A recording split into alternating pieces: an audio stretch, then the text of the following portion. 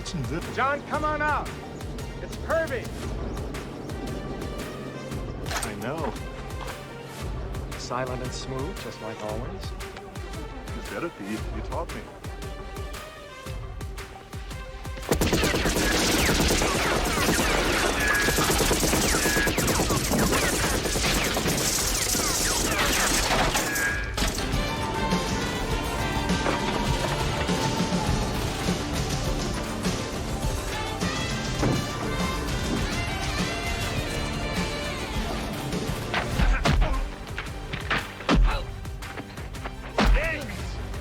Don't move, motherfucker.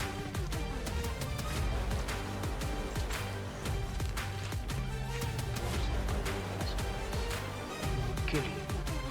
You know Commando went to a lot of trouble to fight. We had to pretend something back then so that General Brody would become agitated. I'll be ready, John.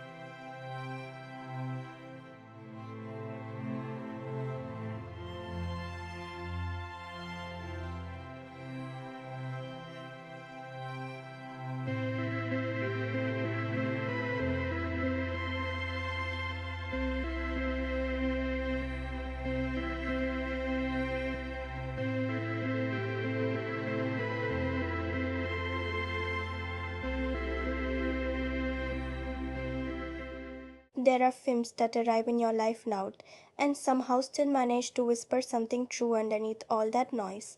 Commando is one of those films. You probably remember the explosions before you remember anything else. The rocket launchers, the sheer impossible muscle of it all. But stay with me a while because underneath the spectacle there is something more interesting going on, and that is exactly the kind of thing we like to sit with here. Welcome to the Cineflux.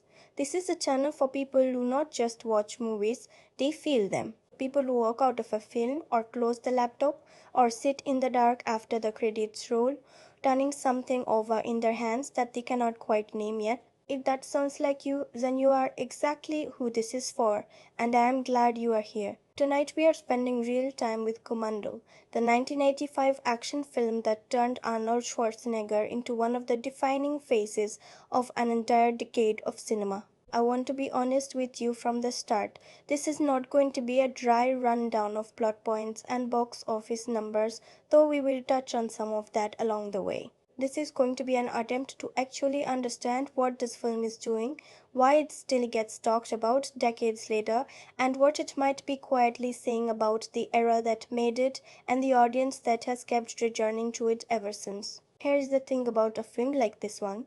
It is easy to dismiss it as pure muscle and one-liners, easy to file it away as a relic of a louder, simpler time in cinema. And there is truth in that description. This film knows exactly what it is, and it never apologizes for it. But what struck me, sitting with it again for this essay, is how much craft sits underneath the bravado.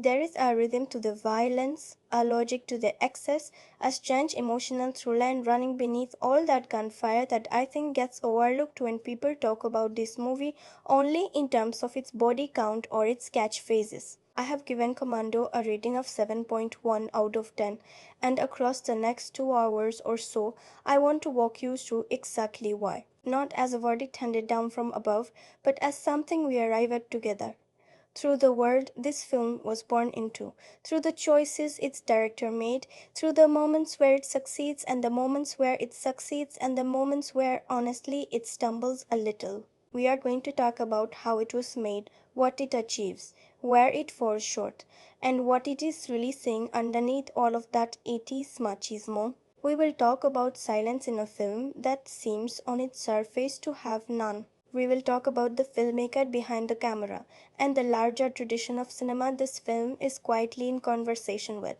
And later, once we have earned it, we will go into full spoiler territory together because some films deserve to be unpacked completely, not just admired from a polite distance. This film does something rare, and I do not think it gets enough credit for it. It commits completely to its own internal logic, and that commitment is, in its own strange way, a kind of artistic integrity. Think about what that means for a moment.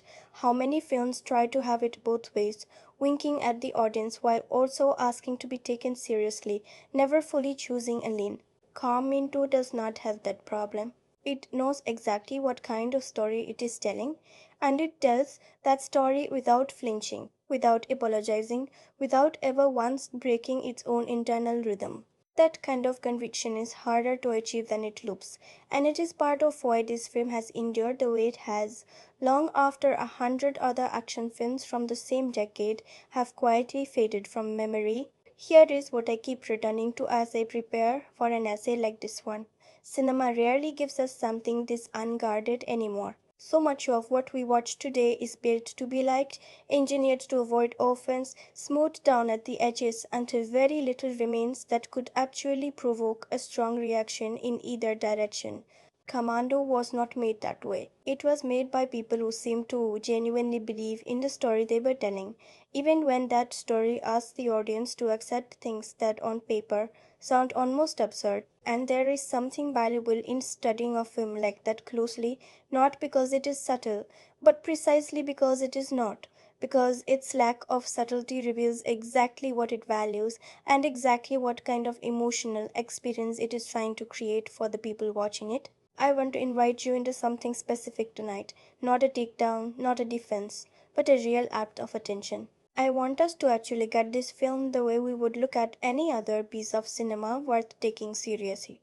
With curiosity, with honesty, and with enough patience to let it show us what it actually is, rather than what we assume it to be before we have even pressed play. That is what this channel tries to do with every film we sit with, and Commando, for all its noise, rewards that kind of attention more than you might expect it to. I think it matters too that we are doing this for a film that does not usually get this kind of treatment.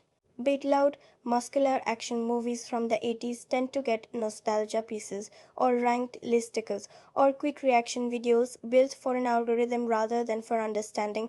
They rarely get the kind of patient, unhurried attention we are about to give Commando. And maybe that is exactly why it is worth doing. The films that get taken seriously by default and not always the ones that need the closest look. Sometimes it is the film everyone thinks they already understand, the one reduced to a single iconic line, a single image of a man dragging a tree stump through the jungle that has the most left unexamined underneath. I do not think Commando is a perfect film, and I am not going to pretend otherwise across the next 2 hours. But I do think it is a more interesting film than its reputation suggests, and that gap between reputation and reality is often where the most rewarding film criticism lives. There is also something personal in why this particular film earned a 7.1 from me rather than something lower or something higher, and that number is not really the point of tonight so much as the honest reasoning that sits behind it. A rating like that is never really about a single scene or a single flaw. It is about the accumulated weight of everything a film does well, set against everything it does not quite manage, held together by whatever lingers after the credits finish rolling. By the time we reach the final movement of this essay, I want that number to feel earned rather than arbitrary, the way a good verdict should always feel, not a grade handed down, but a conclusion you arrive at because you walked the whole road to get there. So let us walk that road together slowly, the way this channel always tries to. So settle in. Let the next 2 hours be a place where you do not have to rush toward a conclusion, where there is room to actually think alongside the film instead of just reacting to it in the moment. Make some tea, dim the lights, put this on while you do something with your hands, if that is how you like to listen. Whatever helps you actually be present for the next stretch of time, rather than simply having it play in the background while your attention drifts somewhere else. This essay rewards presence more than most.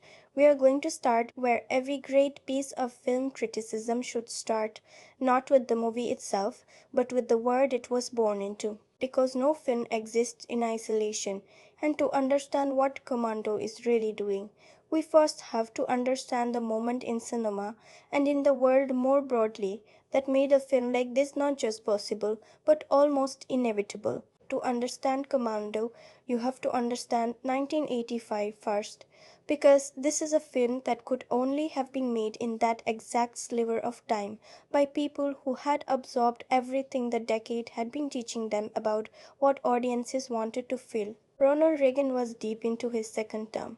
The rhetoric of American strength, American resolve, American might as an unambiguous moral good had soaked into the culture so thoroughly that it was no longer really a political position so much as a vibe, something you could feel in the music, in the magazine covers, in the way movie posters were designed that year. The Cold War still loomed, even as the first cracks of its eventual ending were beginning to show behind the scenes in ways most audiences would not appreciate until years later.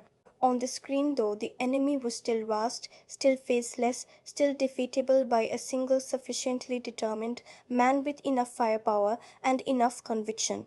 This was the year Sylvester Stallone gave audiences Rambo First Blood Part 2 in the spring, a film that retroactively rewrote the trauma of Vietnam into a story where the American soldier finally got to win, finally got to go back in, and simply take what should have been his all along. By the time Autumn arrived and Commando opened its run, Stallone was still only a few weeks from releasing Rocky IV, another story about a singular American body triumphing over a foreign threat through sheer will. Commando landed directly between those two films, in the middle of a cultural moment so saturated with this particular fantasy that it almost felt inevitable rather than calculated. Audiences that year were being told again and again across multiple films and multiple stars that the world's problems could be solved by one man who refused to stop, and Commando simply told that same story with less interest in metaphor and more interest in pure, uncomplicated velocity. For Schwarzenegger himself, this was a pivot point that mattered more than it might look like now, decades removed from the context.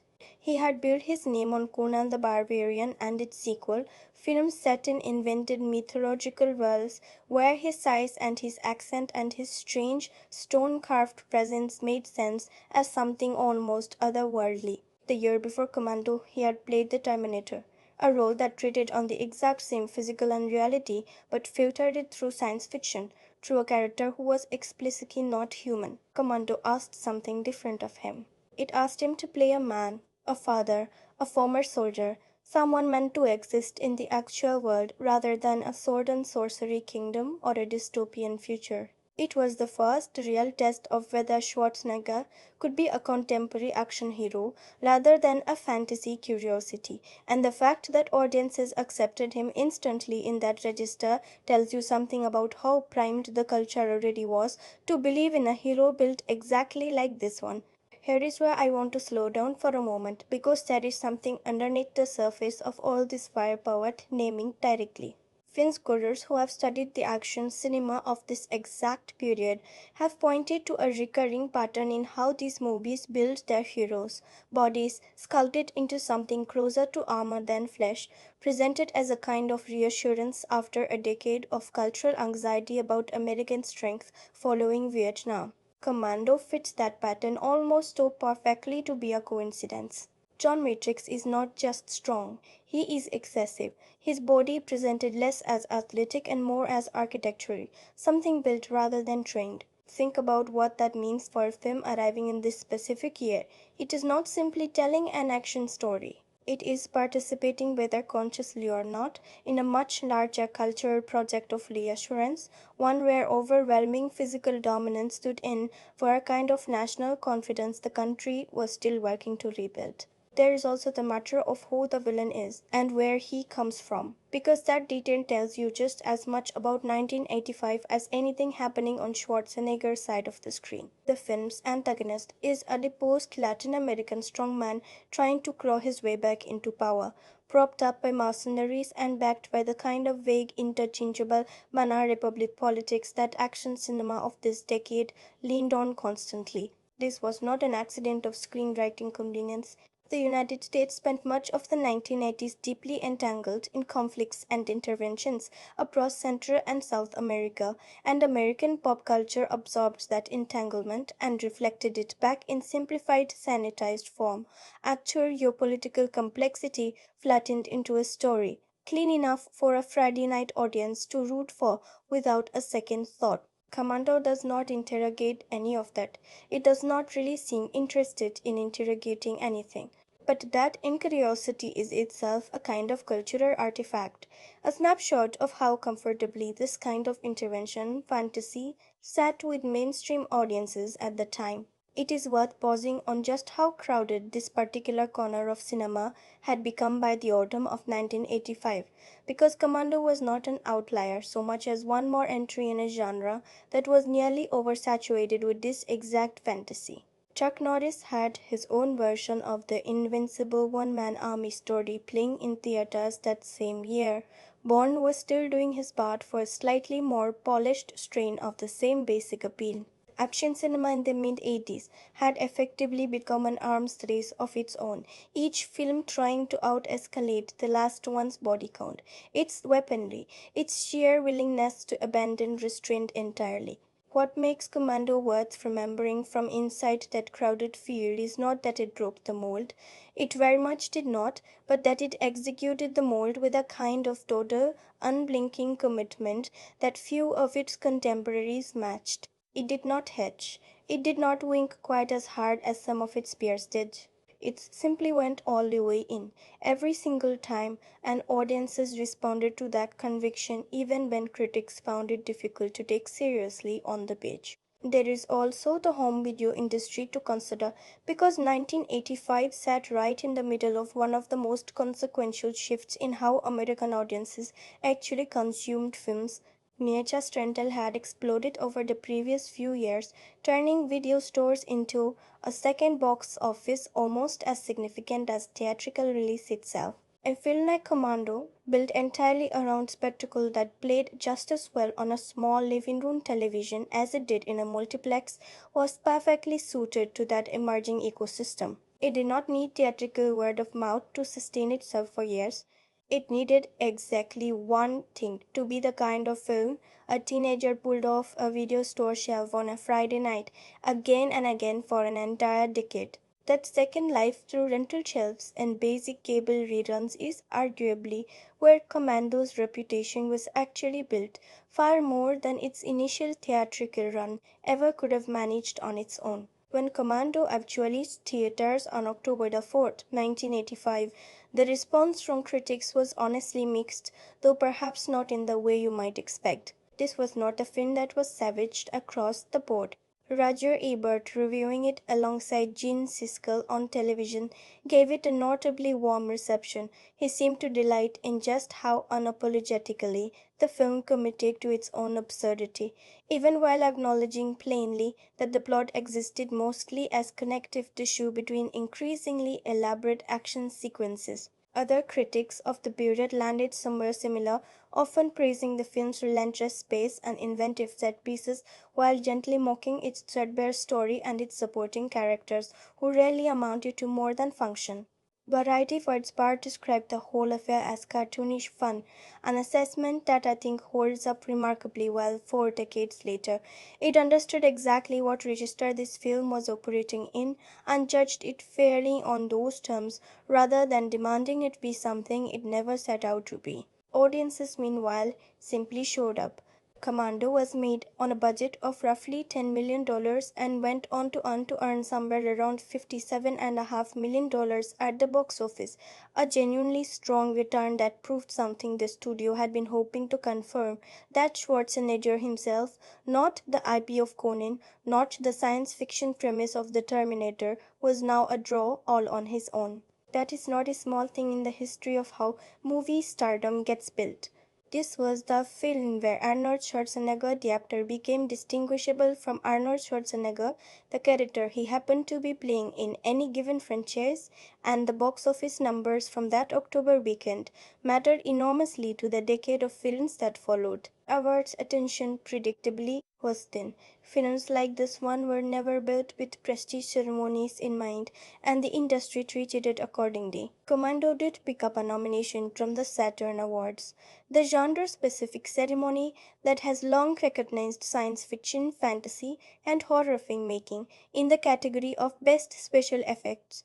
Though it lost that particular race to Back to the Future, another film from that same remarkable year of 1985, and arguably more technically inventive achievement of the two. Beyond that, there is little formal recognition to speak of, and I do not think anyone involved in making this film expected otherwise. The reward for a movie like Commando was never going to be a trophy.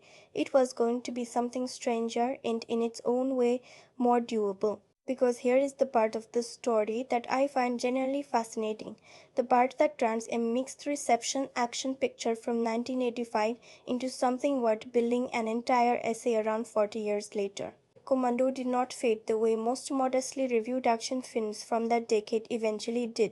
It found a second life almost immediately on home video on cable rotation throughout the late 80s and into the 90s, the kind of film that always seemed to be playing on some channel at some hour, gradually working its way into the bloodstream of an entire generation that grew up catching fragments of it on a Saturday afternoon. By the time streaming platforms inherited the back catalogs of the major studios, Commando was no longer just an action movie.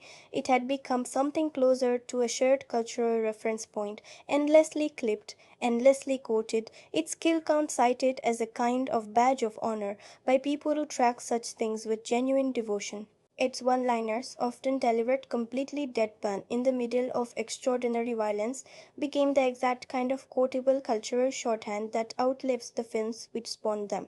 So does Commando feel timeless, or does it feel perfectly, irreversibly of its time?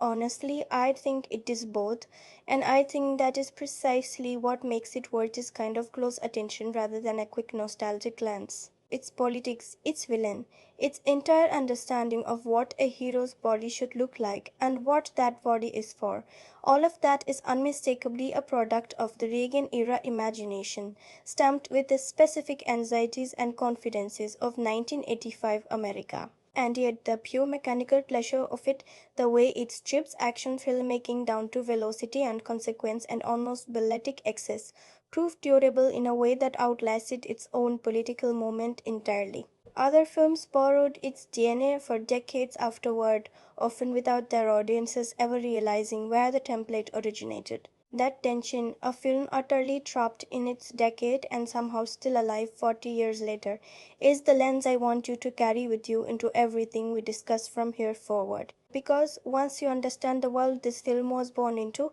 the choices it makes start to look a lot less random and a lot more like the inevitable product of a very specific cultural moment learning in real time how loud it was willing to be. So let me actually introduce the film properly, the way you would introduce a guest of honor before the room gets too caught up in everything else there is to say about them. Commando is a 1985 American action film directed by Mark L. Lester, Released by 20th Century Fox on the 4th of October that year and built around a single blunt premise that the title itself practically announces before you have even pressed play. It runs a lean 90 minutes, which already tells you something about its priorities. This is not a film interested in lingering in subplot in the slow architecture of a three-act epic. It wants to get into exactly what it came to do and get back out again, much like its protagonist. Arnold Schwarzenegger plays Colonel John Matrix, a retired Special Forces operative trying to live a quiet life in the mountains with his young daughter Jenny, played by a then unknown Aliza Milano, shortly after she had finished the first season of the sitcom that would make her a household name. Ada Donchong plays Cindy, a flight attendant who gets swept into Matrix's orbit in the worst possible way and ends up becoming something closer to a reluctant partner than a damsel. On the other side of the ledger, Dan Hedaya plays Arius, a deposed strongman desperate to claw his way back into power, and Vernon Wells plays Bennett, a former member of Matrix's own unit turned mercenary, a performance built almost entirely out of leather, snare, and barely contained resentment. James Orson, David Patrick Kelly, and Bill Duke round out a supporting cast of military men, fixers, and henchmen who exist mostly to populate the body count that this film has since become semi-famous for. Genre-wise, Commando sits comfortably in the action and adventure space with just enough thriller mechanics. The ticking clock, the kidnapped daughter, the countdown to a coup to give its plot somewhere to go. But I want to push back gently on the idea that genre alone tells you what kind of story this is. At its heart, Commando is a rescue myth wearing the clothing of a contemporary action film. Strip away the rocket launchers and the Cold War adjacent politics, and what you are left with is something almost folkloric, a father separated from his child by forces entirely outside his control, given exactly one day to get her back, armed with nothing but his own competence and his refusal to accept any other outcome. That is an old story. Cultures have been telling some version of it for as long as cultures have been telling stories at all. Commando just happens to tell it with grenade launchers and a body count that climbs into triple digits. The world this film inhabits is split cleanly in two, and that split is part of its design rather than an accident of plot. It opens in a hushed, almost idyllic register. A secluded cabin, deer wandering past windows, a father and daughter sharing breakfast in a space that feels deliberately disconnected from anything resembling the modern world. Then once Jenny is taken, the film essentially never returns to stillness again. It becomes a story of motion, airports, shopping malls, jungles standing in for a fictional island nation, a final assault on a heavily fortified compound that turns into something closer to a one-man siege than a rescue mission. The geography barely matters in any literal sense. What matters is the velocity, the sense that Matrix is closing a window that keeps shrinking with every scene, and that the film itself refuses to slow down long enough to let you catch your breath alongside him. It is worth dwelling a moment longer on how this ensemble is built, because the choices say something about what kind of film Commando intends to be. Cindy is not written as a conventional damsel waiting to be rescued alongside Jenny. She spends most of the film actively participating in Matrix's increasingly improbable plan, frightened but rarely passive, and Ray Don Chong plays her with a kind of exasperated, wide-eyed disbelief that gives the film some of its funniest, most human beats. Bennett, meanwhile, functions as something closer to a dark mirror of Matrix than a conventional henchman, a former brother-in-arms who shares his old commander's capacity for violence but none of his restraint or purpose, which gives their inevitable final confrontation an emotional charge that a generic villain never could have provided. Arius sits above both of them as the engine of the plot rather than its emotional center, a deposed dictator whose ambitions barely need explaining because the film trusts you to recognize the type instantly. None of these characters receive much in the way of interior life. That is, again, by design rather than oversight.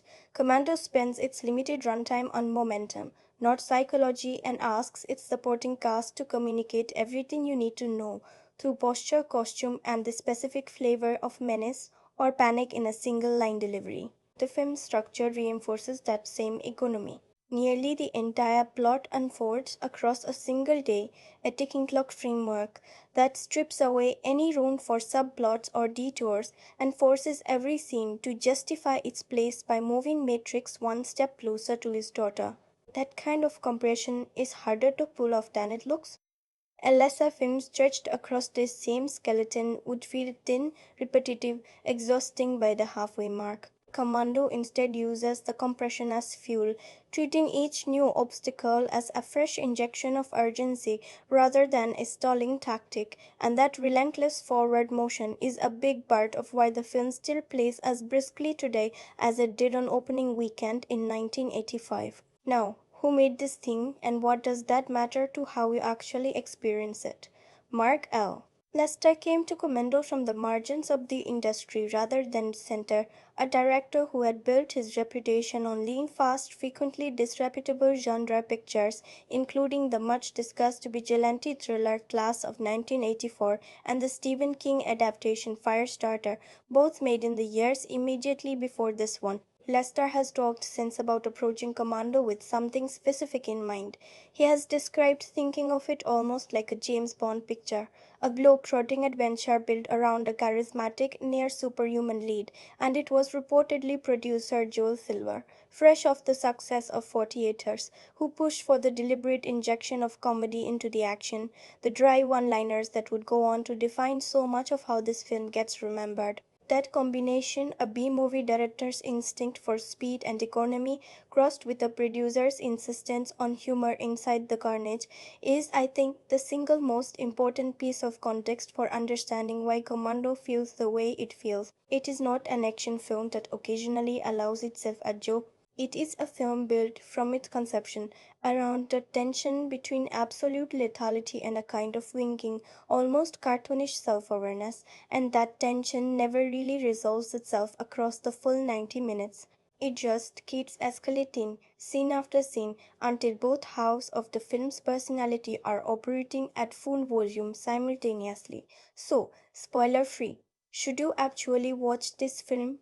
I think the honest answer depends entirely on what you are hoping to get out of it, and I want to be specific about that rather than giving you a generic yes. If you are looking for a tightly constructed character study or a script that rewards close narrative analysis, Commando is not going to give you that, and it was never trying to. But if you are curious about a genuine artifact of mid 80s action cinema, a film that helped define an entire visual and tonal language that other films would spend the next decade imitating, then yes, absolutely, this is essential viewing. It is fast, it rarely pauses, it commits completely to its own internal logic in a way that, frankly, a lot of modern blockbusters could learn something from. And underneath all the noise, there is a surprisingly sincere emotional engine driving the whole thing forward, one we are going to spend a great deal more time with as this essay continues. Watch it the way you would watch a great piece of pulp fiction, not despite its excess, but because of it, because excess executed this confidently becomes its own kind of craft. What I want you to hold on to, moving into the next part of this essay, is that sense of dual identity, the quiet cabin and the relentless siege, the sincere father and the unstoppable killing machine, the genuine emotion and the cartoonish spectacle, all coexisting inside the same 90 minutes without ever quite cancelling each other out. The duality is not a flaw in the film's design, it is the design. And once you start watching for it, you start seeing it everywhere, in nearly every choice this film makes from its opening frame to its last. When I first sat down to actually watch Commando for this essay, rather than simply remembering it the way most people remember it, I expected to be charmed in a fairly specific, fairly safe way. I expected a version of this film that lives in cultural shorthand. The muscles, the one-liners, the gleeful, almost cartoonish disregard for plausibility that has made it such reliable fodder for clip compilations and ironic late-night viewing parties.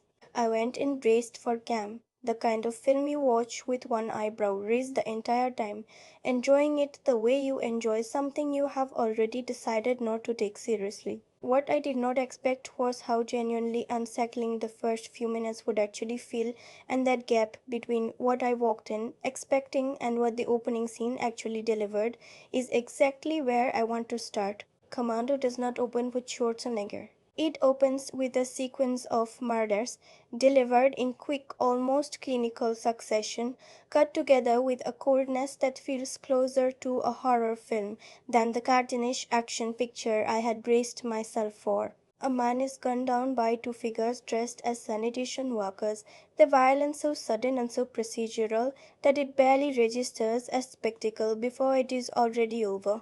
A car dealer is crushed beneath a vehicle by a bold, expressionless figure who never raises his voice or his pulse. A tugboat explodes in a harbor, the blast filling the frame before the film has even bothered to tell you who died inside it.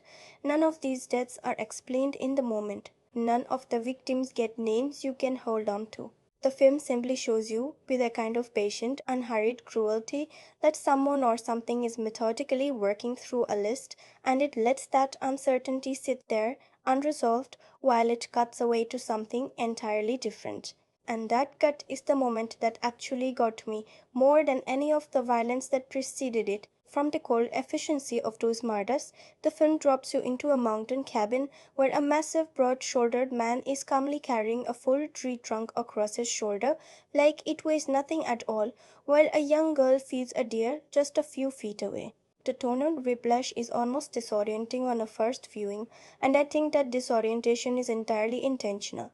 You do not yet know that this man is connected to the killings you just watched. You only know that the film has shown you violence without context, and now it is showing you tenderness without context, and your brain is left scrambling to figure out how these two registers are going to collide. That uncertainty, that brief suspended moment before you understand what kind of story you are actually in, is doing more narrative work than I gave it credit for the first time I saw this film years ago, half paying attention, already certain I knew exactly what kind of movie this was going to be. I think back too on the first time I actually saw this film, years ago now, half distracted, treating it the way so many people treat it, as background noise for a lazy afternoon, something you could half watch while doing something else entirely. I remember laughing at the one liners. I remember being vaguely aware that an enormous number of people died over the course of 90 minutes. What I do not remember is registering that opening sequence at all, and sitting with it properly this time. I find that almost embarrassing. It is rare for films most quietly accomplished filmmaking to live in the part everyone skips past on their way to the parts they actually came for. But that is exactly what happens here. The opening 4 minutes of Commando ask for a kind of attention that the rest of the film gloriously does not.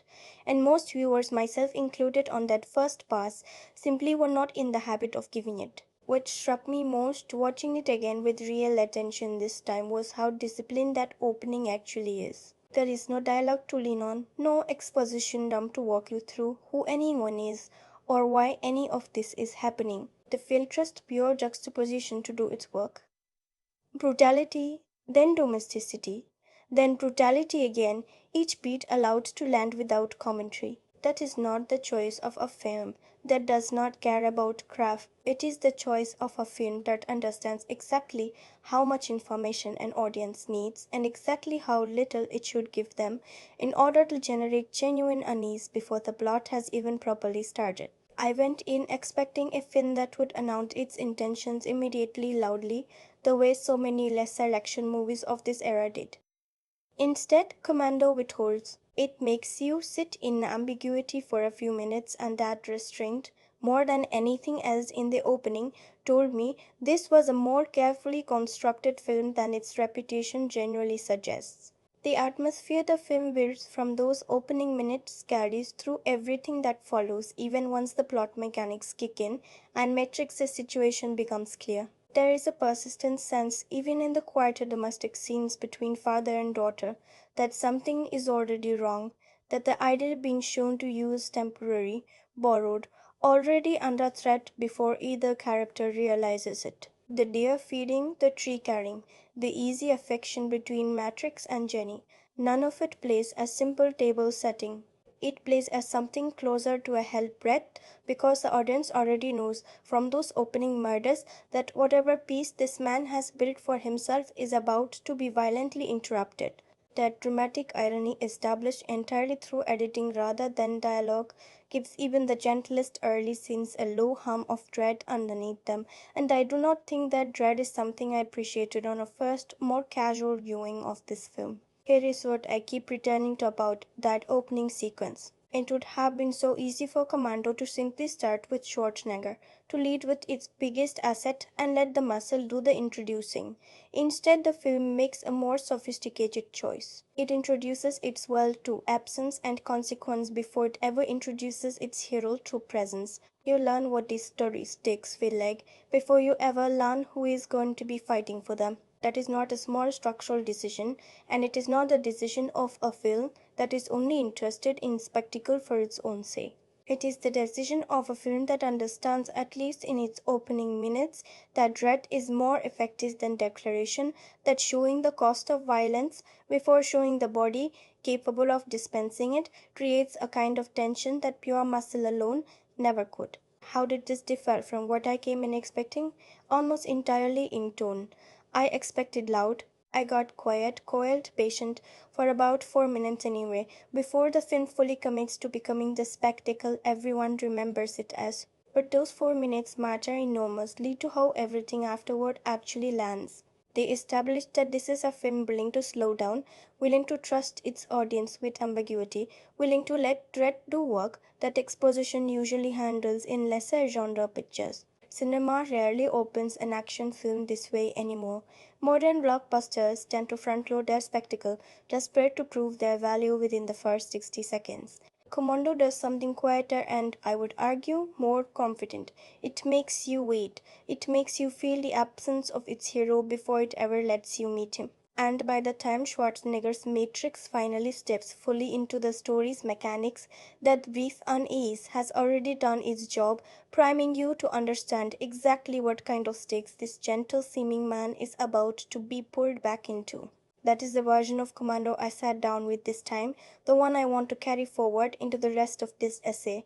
Not the cartoonish midnight movie reputation I expected to find waiting for me, but a film that, at least in its opening minutes, understood something genuinely sophisticated about pacing, restraint, and the particular power of showing an audience consequence before it shows them cause. I do not walk you through Commando as a list of plot points because that is not actually how the film is experienced, and it would not honor what makes it work. What I want to do instead is walk through it the way you actually feel it happening, scene by scene, choice by choice, because underneath all the gunfire, there is a surprisingly coherent emotional logic driving nearly everything Matrix does, and that logic is worth taking seriously even when the film around it refuses to slow down long enough to spell it out for you. After that unsettling cold open, the film settles for a while into something almost tender. Matrix and Jenny share an easy, lived-in affection, the kind of rapport that does not need to be explained, because you can simply feel it in how they tease each other,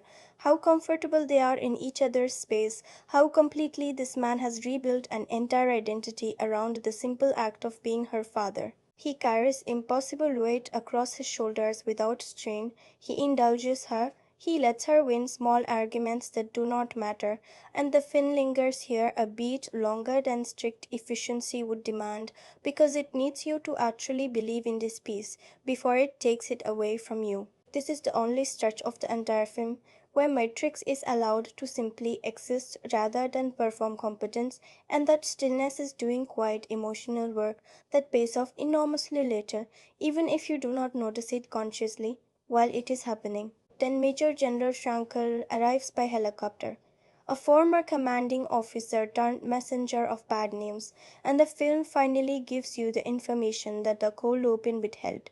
Someone is hunting down the surviving members of Matrix old unit one by one, picking them off with the same cold efficiency we already witnessed firsthand, and Matrix may be next. Kirby's presence introduces an institutional dimension to the story that the film will spend the rest of its runtime quietly dismantling. He represents structured chain of command, the comforting idea that official channels exist to handle exactly this kind of threat. He leaves behind a handful of soldiers to guard the cabin and departs, confident the situation is contained, confident that procedure has done its job, confident in a way the film is already quietly preparing to punish. It is not contained. It is not even close to contained. Within minutes of his helicopter disappearing over the ridgeline, the guards are dispatched with a speed and casualness that makes their presence feel almost insulting in retrospect. The cabin is overrun, and Jenny is taken, while Matrix himself is subdued and bundled onto a waiting aircraft before he can fully process what has happened to the life he spent years building. The assault itself is brutally fast, almost anticlimactic in its brevity, and I think that brevity is the point. This is not staged as a fair fight or a dramatic siege. It is staged as a demonstration of how thoroughly outmatched institutional protection is against people who have already decided exactly how this is going to go, who arrived with a plan rather than improvising one on the spot.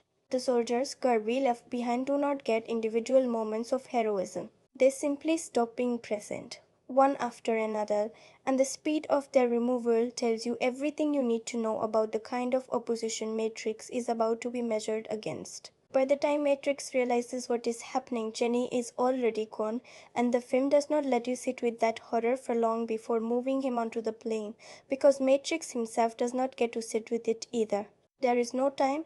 This is the moment that I think tells you almost everything about who Matrix is as a character, and it is easy to miss because it happens so quickly. He does not fight back the way you would expect a man of his physical capability to fight back. He goes quiet. He goes compliant. He lets himself be taken onto that plane without the explosive resistance the rest of the film has trained you to expect from him, and the reason is not weakness, it is the opposite. Jenny is gone, and until he knows exactly where she is and exactly what is required to get her back safely, every ounce of his considerable capacity for violence has to stay coiled, contained, useless to him. That restraint, more than any of the carnage that follows, is the real foundation of his character. This is a man whose competence is total and whose self control is, for now, even greater than his competence demands. It is worth sitting with how unusual that choice is for this kind of film. A film that could so easily have leaned on the easier, more conventionally satisfying option instead. A lesser script would have had him fight immediately, gloriously, and lose anyway through sheer numbers, turning his capture into spectacle rather than strategy. Commando instead lets him choose surrender, and that choice reframes everything that follows as a controlled, deliberate campaign rather than a desperate scramble. On the plane, the film finally reveals the actual shape of the plot driving everything. A deposed strongman named Arius wants back into power in a small fictional nation, and he needs Matrix specifically to assassinate the man currently sitting in his old seat. Matrix has 11 hours to comply. If he refuses or fails or alerts anyone, Jenny dies. It is a thin premise, deliberately so, built to generate maximum urgency with minimum narrative scaffolding, and I think it is worth pausing here to ask what kind of story this actually is at its core. Is Commando a character driven film or a world driven one? Honestly, it is neither in the conventional sense. The word here, Arius' politics, his ambitions, the geography of the fictional country he wants to rule again, barely exists as anything more than scaffolding. Nobody watching this film comes away with strong opinions about the internal politics of a country that exists nowhere on an actual map. What drives the story instead is something narrower and more primal, a single relationship, a father and a daughter, and everything else exists purely to generate obstacles between them. That narrowness is not a limitation, it is the entire engine of the film's momentum. Every scene exists to either widen or close the distance between Matrix and Jenny, and the film never really asks you to care about anything else, which is precisely why a story this thin on paper manages to feel so propulsive in practice. Left under guard by Sully, a wiry, nervous mercenary who clearly understands he has drawn the short straw of babysitting duty, Matrix begins working the only tool he has left: patience. He does not attack immediately. He waits for an opening, for a moment of carelessness, and when that moment arrives during a brief stopover, he takes it without hesitation, overpowering Sully and extracting from him, through a mixture of intimidation and a small, almost playfully cruel deception about his intentions, the information he actually needs, where the plane was headed, who Sully was supposed to report to, what the next step of the plan involved. I will not reproduce the specific exchange here, but I will say that the scene plays its cat and mouse dynamic for both tension and dark comedy simultaneously, Matrix toying with Sully's fear just long enough to extract value from it before discarding him entirely. It is a small moment, but it tells you something about how this film understands its protagonist, not as a mindless engine of violence, but as someone whose violence is always, at least nominally, in service of information, of progress, of getting closer to his daughter. Notice too how the scene plays almost entirely for Sully's terror rather than Matrix's anger. The camera lingers on Sully's unraveling composure far more than it lingers on Matrix's face, which stays largely unreadable throughout. That choice keeps Matrix legible as a man holding himself together by force of will, rather than a man enjoying the leverage he has suddenly gained. What follows is structurally one of the strangest and most charming pivots in the entire film, and it is worth dwelling on because it says so much about how deliberately Commando controls its own pacing. Having lost his original transportation and stranded at a civilian airport with a ticking clock counting down toward his daughter's death, Matrix needs help, and the help he finds is Cindy, a flight attendant who has the catastrophic misfortune of being in the wrong place at the wrong moment. Their introduction is not gentle. Matrix essentially commandeers her car, her cooperation, treating her initially as a tool rather than a person, and Ray Don Chong plays Cindy's reaction with exactly the right blend of terror and disbelief.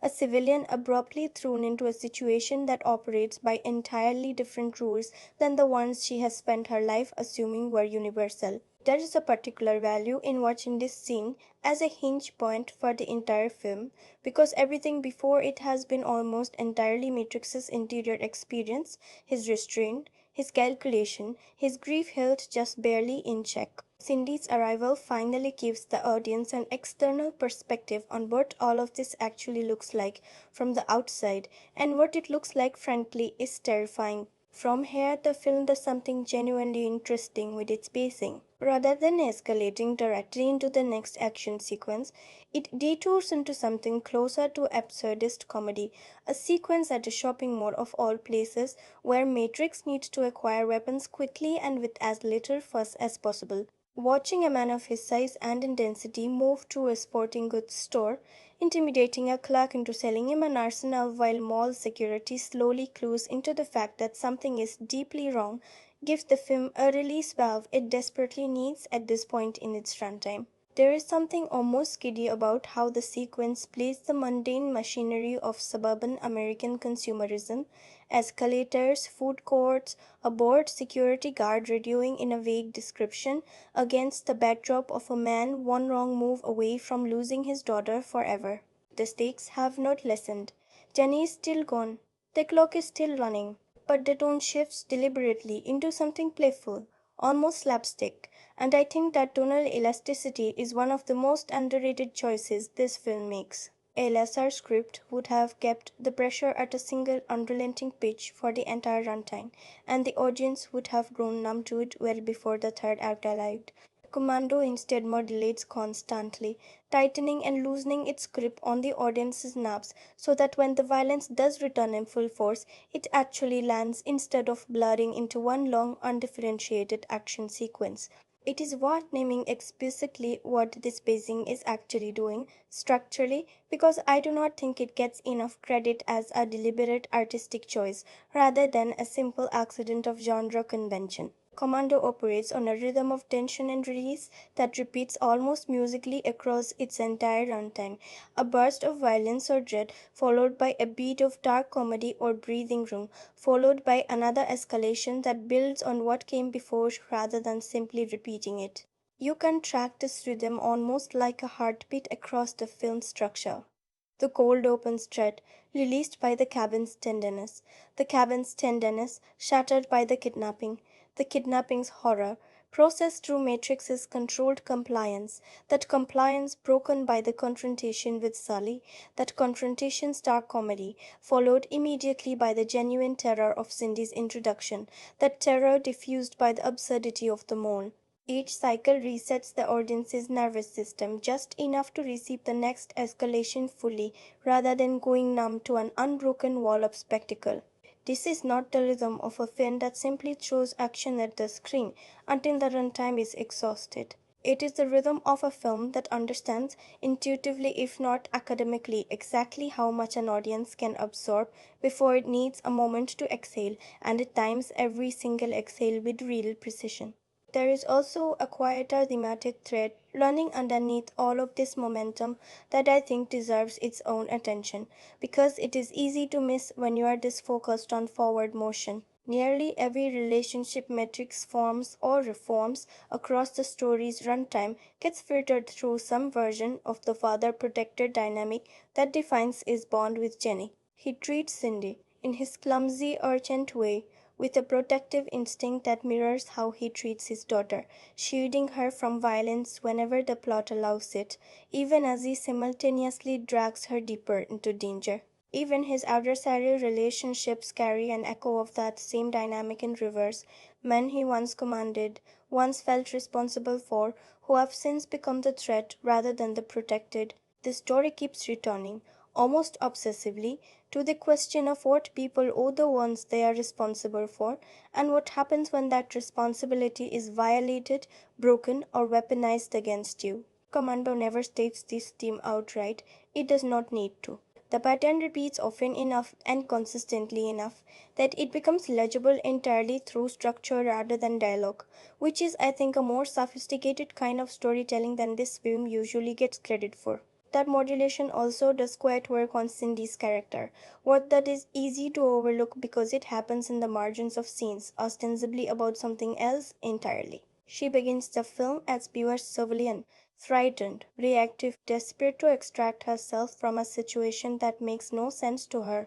But across the mall sequence and what follows, something in her starts to shift. She stops simply reacting to Matrix's choices and starts anticipating them, contributing to them, eventually driving getaway routes and making split-second decisions with a competence that surprises even her. There is a lovely, almost throwaway detail the film establishes early that Cindy has some background around aviation, more than the average passenger, and rather than explaining its relevance through dialogue, the film simply lets that detail sit dormant until the exact moment it becomes useful, trusting you to remember it without being reminded. The film never explains Cindy's transformation through dialogue either. It simply shows it to you, scene by scene, trusting you to notice the accumulation. By the time the story moves into its later stretches, Cindy has stopped being a hostage to circumstance and started becoming something closer to a genuine partner in Matrix's mission. And that arc, modest as it is, gives the film an emotional through line that exists entirely independent of the father-daughter plot driving everything else. The investigation, once Matrix and Cindy regroup, becomes a matter of tracing the thread back toward its source. A discarded note, a hotel room key, a quiet, increasingly tense interrogation of one of Ari's men. Matrix works his way up the chain of command with a kind of grim, business-like efficiency, each confrontation escalating in both violence and information. One sequence in particular, a confrontation with a cold-boiled enforcer working for Arius, plays almost like a horror movie in miniature. All tight spaces and sudden bursts of violence, and it reminds you that for all the film's comic detours, it never fully abandons the unsettling register it opened with. The geography of these scenes matters too. Cramped hotel corridors, a single lamplit room, the sense of a city that has no idea anything dangerous is moving through it at all. Civilians pass within feet of genuinely lethal violence and never notice, which keeps reinforcing just how invisible this entire conflict is to the ordinary world Sandy came from only hours earlier. Matrix is not having fun in these scenes, whatever the audience might be having. He is working methodically toward a single outcome, And every life he takes along the way registers, at least within the film's own internal logic, as a cost paid rather than a triumph celebrated. Cindy, watching this side of him for the first time at close range, has her own quiet reckoning in these scenes, visibly recalibrating what kind of man she has actually attached herself to, and the film lets that recalibration play out almost entirely on her face rather than through anything she says. By the time Matrix has extracted everything he needs to know, where Jenny is being held, how much time remains, what kind of force he will be walking into, the film has fully transformed from its earlier register of dread and comic detour into something leaner, more focused, more inevitable. Cindy, now fully complicit rather than coerced, helps Matrix secure transportation to the island where Arius' compound sits, fortified and crawling with mercenaries who have no idea what is about to be unleashed on them. There's no institutional backup here, no cavalry waiting patiently in the wings, no last minute rescue arriving from outside the frame. Matrix does not call Kirby. He does not alert any official channel that might slow him down with procedure or caution. The same procedure and caution that failed his daughter so completely back at the cabin. That choice, more than almost any other in the film, crystallizes exactly who this character is. He does not trust systems anymore, if he ever fully did. He trusts only his own capacity to finish what he started alone if necessary, and the film structures its entire third act around honoring that trust completely. As the plane carrying Matrix and Cindy closes in on the island, the film's pacing tightens one final time, stripping away the comic interludes entirely, abandoning anything resembling a release valve. The 11-hour countdown that has structured the entire story is nearly exhausted. The stakes that have driven every single scene since that cabin was overrun are about to collide, finally, directly, with the man who has spent the entire film working toward exactly this moment. Cindy understands by now exactly what she has signed up for, and there is no longer any pretense of turning back, no civilian off-ramp left for her to take even if she wanted one. Matrix understands that everything beyond this point will be decided by what he is willing to do and how far he is willing to go to get his daughter back.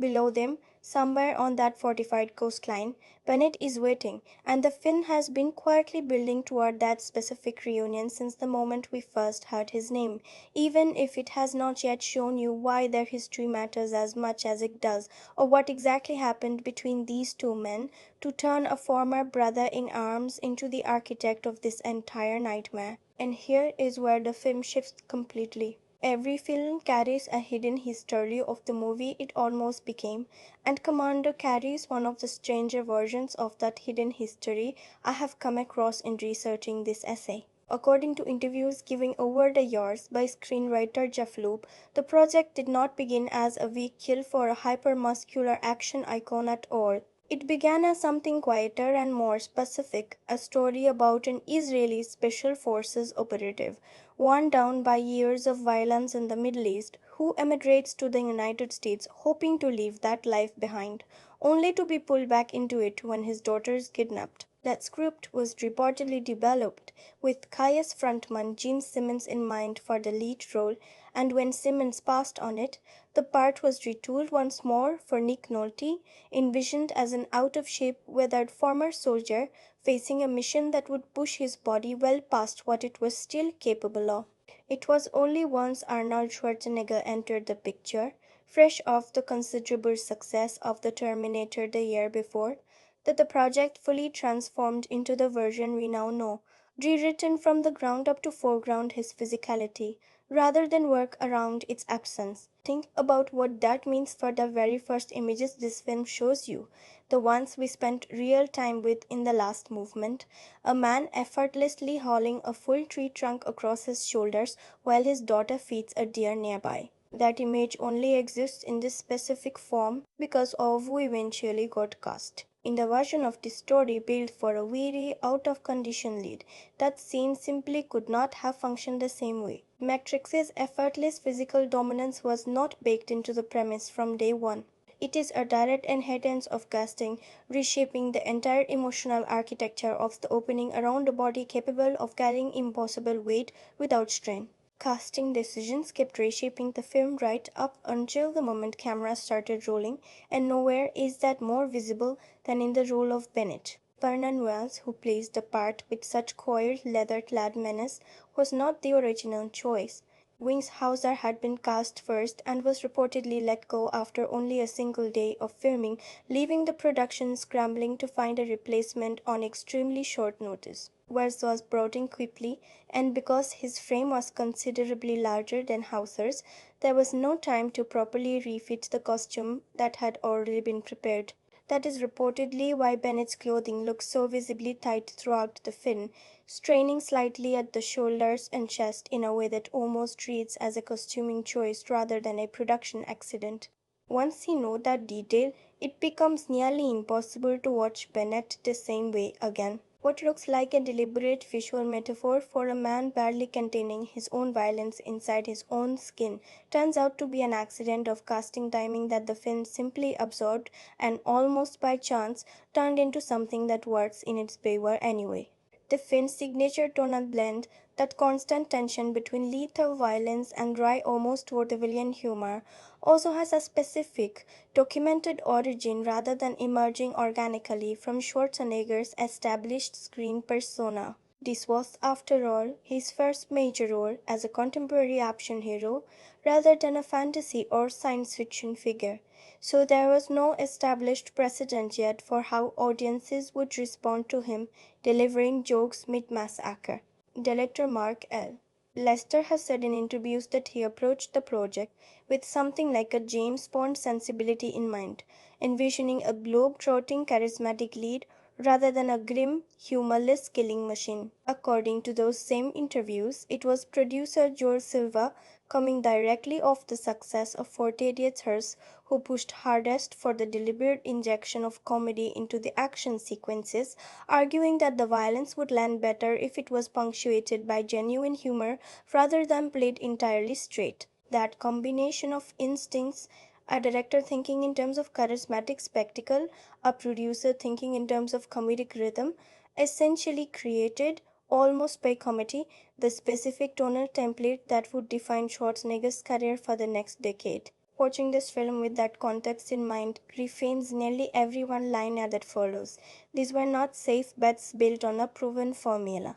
They were a genuine experiment tested for the first time in this specific film, and the fact that audiences embraced it so completely retroactively makes Commando feel less like a curiosity and more like a genuine turning point in how American action cinema understood its own leading men. Casting the smaller, quieter role of Jenny turned out to matter just as much to the production as casting Matrix himself, even if the search for the right actress has received far less attention over the decades since. According to several retrospective accounts of the casting process, a remarkable number of young actresses who would go on to define their own corners of Hollywood reportedly read for the part before it went to Alyssa Milano, fresh off completing the first season of the sitcom that would soon make her a household name. The breadth of that search tells you something important about how seriously the production understood its own emotional stakes. Nearly every choice Matrix makes across the entire runtime depends on an audience believing instantly and completely in his bond with this child, and that belief has to be established in a handful of early scenes with almost no dialogue to lean on. Casting Jenny correctly was not a minor logistical box to check off. It was, in a very real sense, the foundation the entire emotional architecture of the film rests on, and the extensive search for the right young actress reflects just how aware everyone involved was of that responsibility. It is worth pausing to on what each of these performers actually brought to the screen, beyond the circumstances of how they ended up there. Schwarzenegger arrived with something he had not yet been allowed to show audiences in quite this combination: physical dominance paired with comic timing, a willingness to let himself look almost gently absurd in the quieter domestic scenes before turning entirely lethal a few minutes later. That range, modest as it might sound described this plainly now, was a genuine unknown going into production, and the fact that it worked so completely shaped nearly every role he would take for the rest of the decade. Graydon Tom brought a live wire unpredictability to Cindy that kept the character from collapsing into a passive type, finding genuine comic timing in her characters' escalating disbelief without ever losing the thread of real fear underneath it. Dan Hedaya, an actor more associated at the time with character work than villainy, brought a kind of banal, almost bureaucratic menace to Arius, playing him less like a mustache-twirling tyrant and more like a man for whom cruelty had simply become administrative routine. And the smaller supporting roles. Bill Duke's chilling stillness, David Patrick Kelly's nervy unpredictability, James Olsen's very institutional authority, each brought a distinct register of threat or comfort that the film leans on for exactly as long as it needs before moving on, never overstaying their welcome, never asking for more screen time than their function in the story actually requires. Finally, there is the matter of how this entire sprawling, globe-trotting feeling story was actually assembled, and the answer is almost comically modest compared to the scale the finished film projects. Principal photography reportedly ran for just 45 days, beginning in late April of 1985 and wrapping in early June. And despite the film's sense of vast geographic scope, a remote mountain wilderness, a bustling civilian airport, an entire fictional island nation under siege, virtually every frame was captured within a few hours' drive of Los Angeles.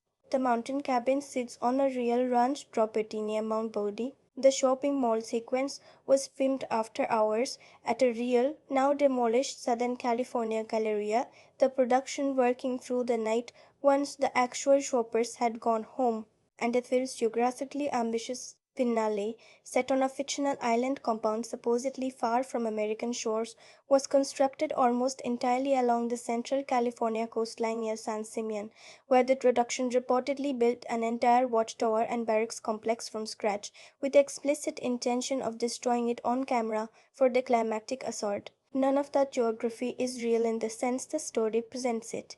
All of it is real in the sense that actually matters for understanding what this production accomplished.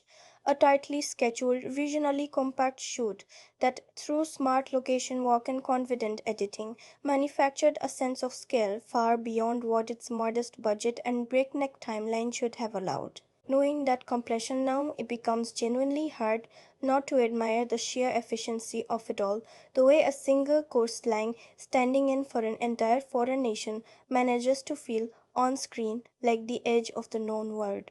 There were real costs to moving this quickly, of course, and the production was not without its share of friction along the way. Reports from the period suggest the budget crept upward from its original estimate as filming progressed, with revisions to the shooting schedule reportedly costing the production a few additional days it had not originally planned for. None of that friction is visible in the finished film, which moves with such relentless confidence that it never betrays the scrambling that apparently happened behind the scenes to keep it on track. That gap between visible polish and reported behind the scenes pressure is, I think, its own quiet kind of achievement. A film built this quickly, on a budget this genuinely modest, by a director working largely outside the major studio system's usual rhythms and expectations, had no real obligation to feed as assured as Commando ultimately does. The fact that it does anyway says something genuine about the craft underneath all that excess, and it is the kind of achievement that rarely gets acknowledged precisely because it succeeds so completely at hiding its own seams. Audiences are not meant to notice a 45-day shoot while watching this film. They are meant to feel like they have just witnessed something vast, dangerous, and almost mythic in scope unfolding across an entire fictional nation, rather than a few familiar corners of Southern California dressed up to look like somewhere else entirely. That is the quiet trick at the center of nearly all efficient genre filmmaking, and Commando pulls it off about as well as any action film of its era.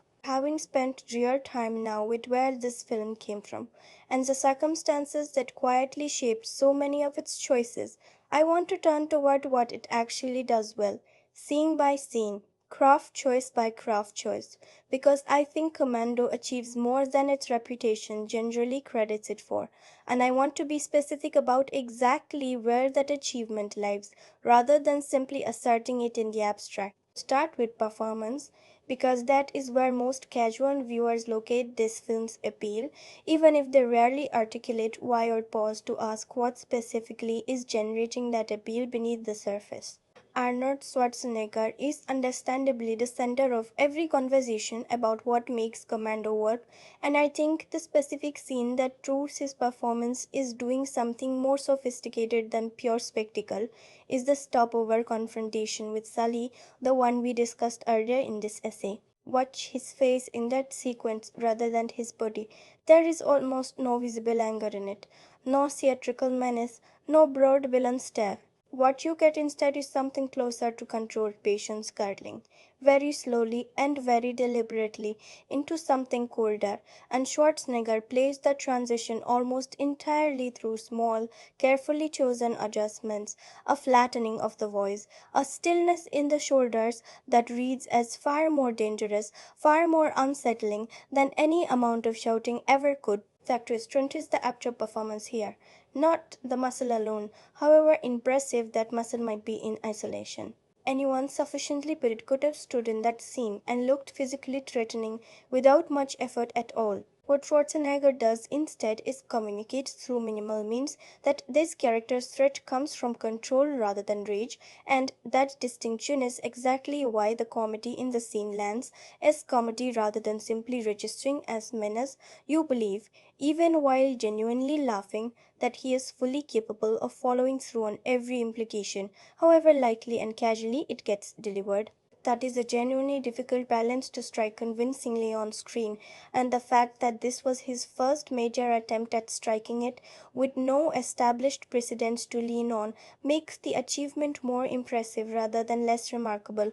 The rest of the cast inhabits their roles with a similar precision, even working with far less screen time to establish themselves. Dredon Chong finds something true in Cindy's escalating disbelief, never letting the character's fear curdle into pure hysteria, instead drowning her reactions in something recognizably human, the particular kind of stammering, over-explaining panic of someone trying to apply ordinary social logic to a situation that has stopped following ordinary rules. Vernon Wells, working against the costume accident that nearly undermined his entire physical presence, instead leans into that tightness, using his body's visible discomfort as a kind of permanent low simmer beneath every scene he appears in.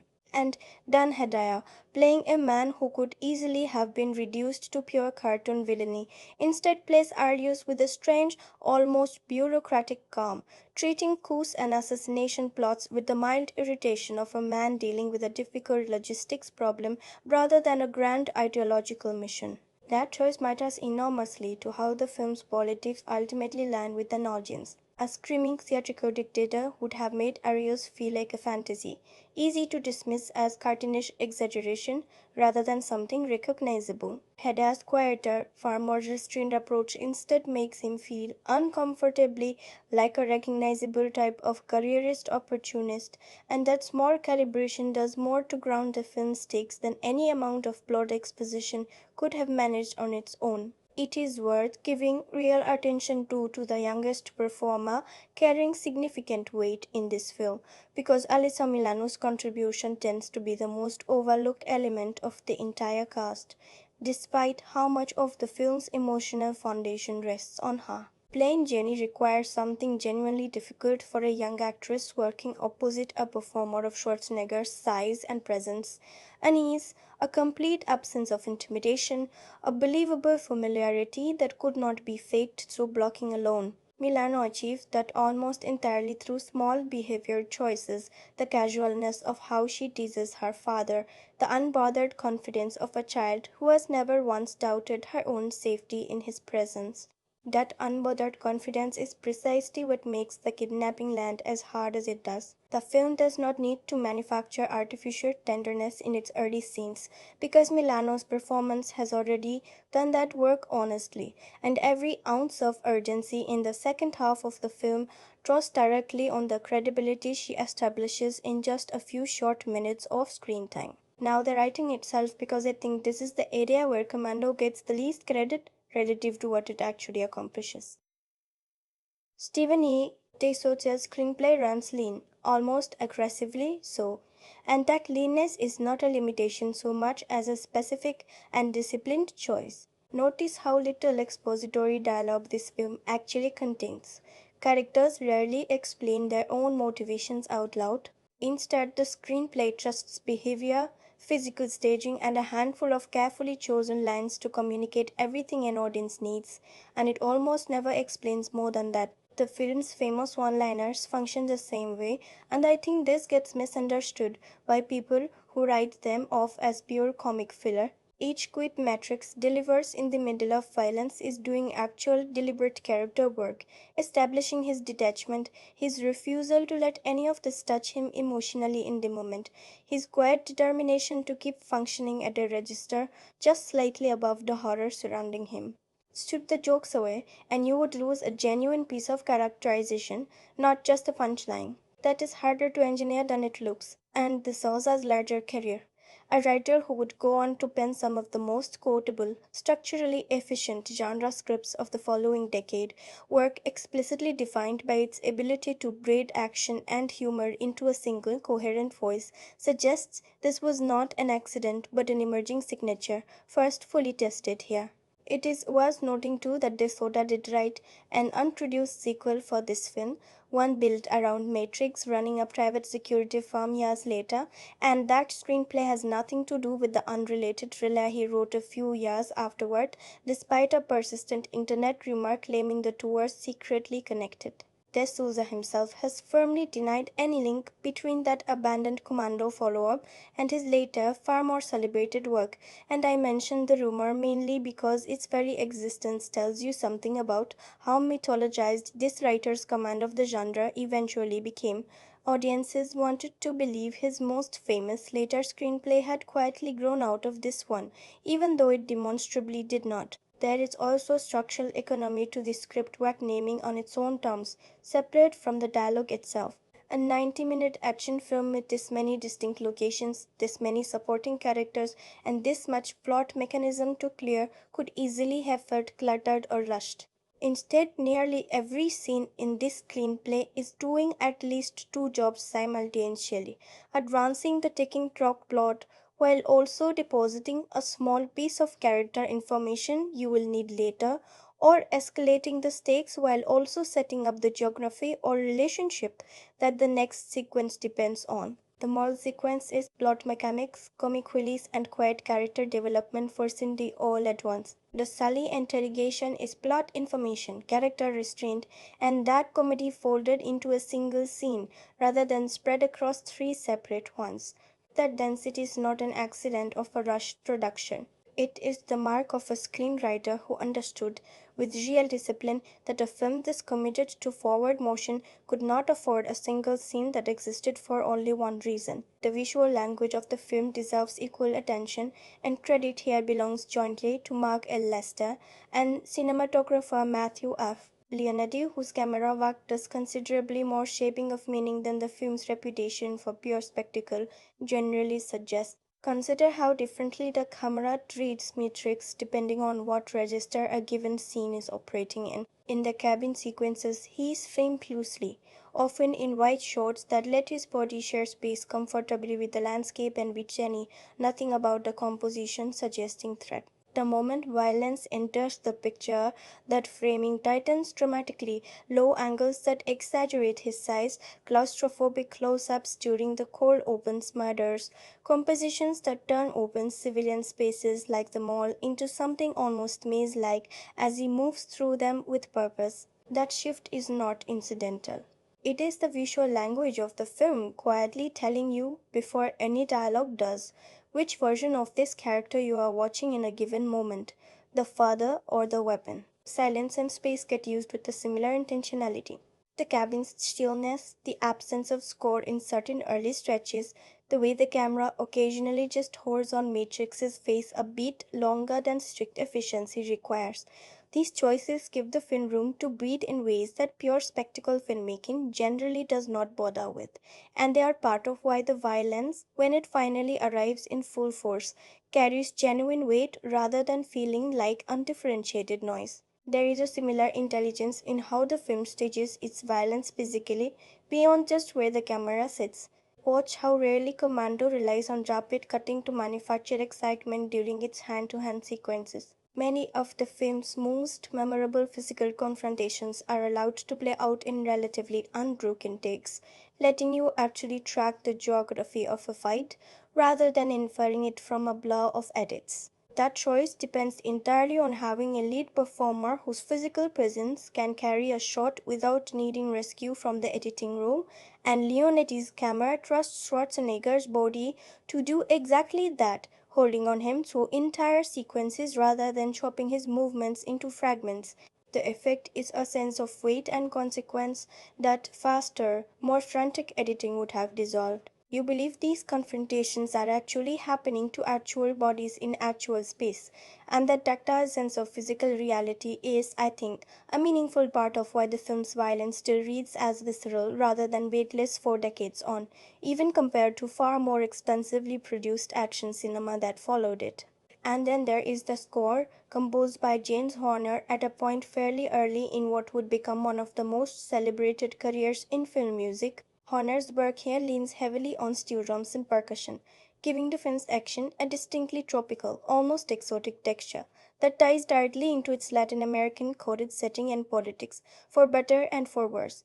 It is a choice that reflects the same simplified, vaguely elsewhere, geopolitical imagination we discussed back in the first movement of this essay, even as it gives the music genuine rhythmic drive. Horner reportedly loaned and reworked some of the same musical material he had developed for 48 Sons, the very film whose producer Joel Silver had pushed so hard for this picture's particular blend of comedy and carnage, which means the connective tissue between these two projects runs through the music itself as well as through personnel. The score enters and exits with real purpose throughout the film, spelling during the tension release cycles we traced earlier in this essay, then dropping away almost entirely during the quieter character beats, letting silence do work that a constant musical bed would have flattened. It is worth noting, as something of a curiosity, that this score went unreleased commercially for nearly 2 decades after the film's premiere, finally reaching listeners only through a limited specialty pressing many years later,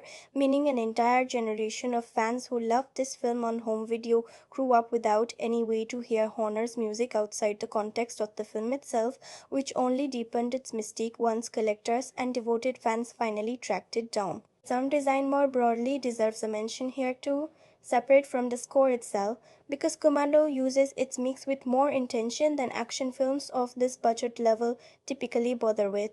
Gunfire in the film's quieter early stretches lands with a startling, almost percussive sharpness precisely because the surrounding soundscape has been kept so restrained beforehand.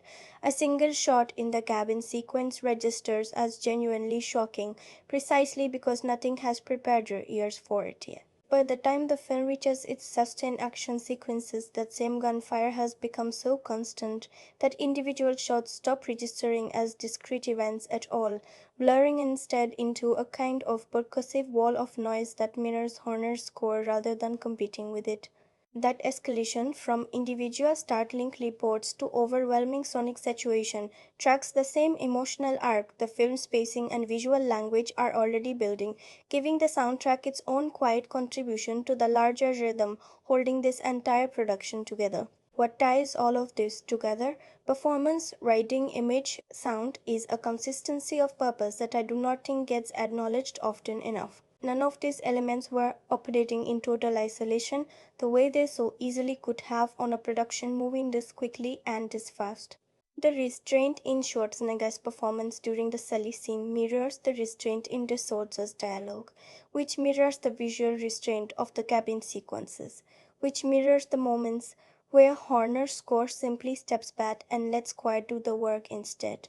Commando is not a film assembled from disconnected components that happen to work individually, the way so many genre pictures of this era genuinely were. It is a film where every department appears to have been pulling, consciously or not, in the exact same direction, toward a controlled, modulated, carefully paced experience that only occasionally lets itself fully explode, and always for a reason. That kind of cushion achieved on a 45-day schedule with a script this lean and a budget this modest is the real, underappreciated achievement sitting underneath everything this film has become famous for instead. It might seem like a strange thing to say about a film this loud, this committed to spectacle, this willing to let gunfire and explosions carry entire stretches of its runtime, but Commando has a genuine language of silence running underneath everything it shows you, and I think that language deserves its own close attention, separate from everything we have already discussed about its craft. Cinema rarely gets credit for what it will holds.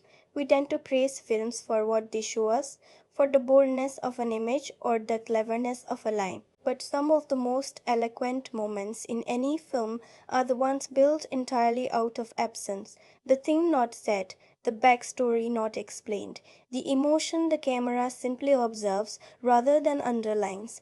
Commando, for all its success, understands this better than its reputation suggests. Consider the relationship between Matrix and Bennett, which the screenplay never actually explains in any real depth. We are given the barest mechanical outline of their shared history, former comrades, now adversaries, but the screenplay declines to dramatize whatever specifically happened between them, declines to give either character a monologue unpacking what the other one means to him. And yet something is clearly there, charged and unresolved, every time these two men share the frame. Mark L. Lester has spoken about this dynamic in terms that the finished film never once states outright, describing Bennett's feelings toward his former commander as something closer to a twisted, inseparable mixture of devotion and resentment than simple professional betrayal. The film does not give you that language. It does not need to.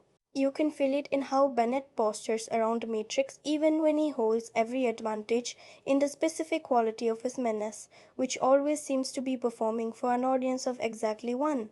That is the language of silence at its most sophisticated, an entire emotional history, implied rather than narrated, communicated purely through blocking, posture, and the way two actors choose to occupy space in relation to each other. There is a similar silence at the center of Matrix himself, and I think it is worth dwelling on directly, separate from how we have already discussed his restraint as a performance choice. The film never once lets this character say, in so many words, what losing his unit and then nearly losing his daughter actually cost him internally. There is no scene of quiet reflection, no moment where another characters his feelings out through gentle questioning, no interior monologue offering us privileged access to his grief. What we get instead is a man who keeps moving, who channels every ounce of whatever he is feeling into forward motion and grim humor, and the film trusts you to understand that the constant motion is itself the tell.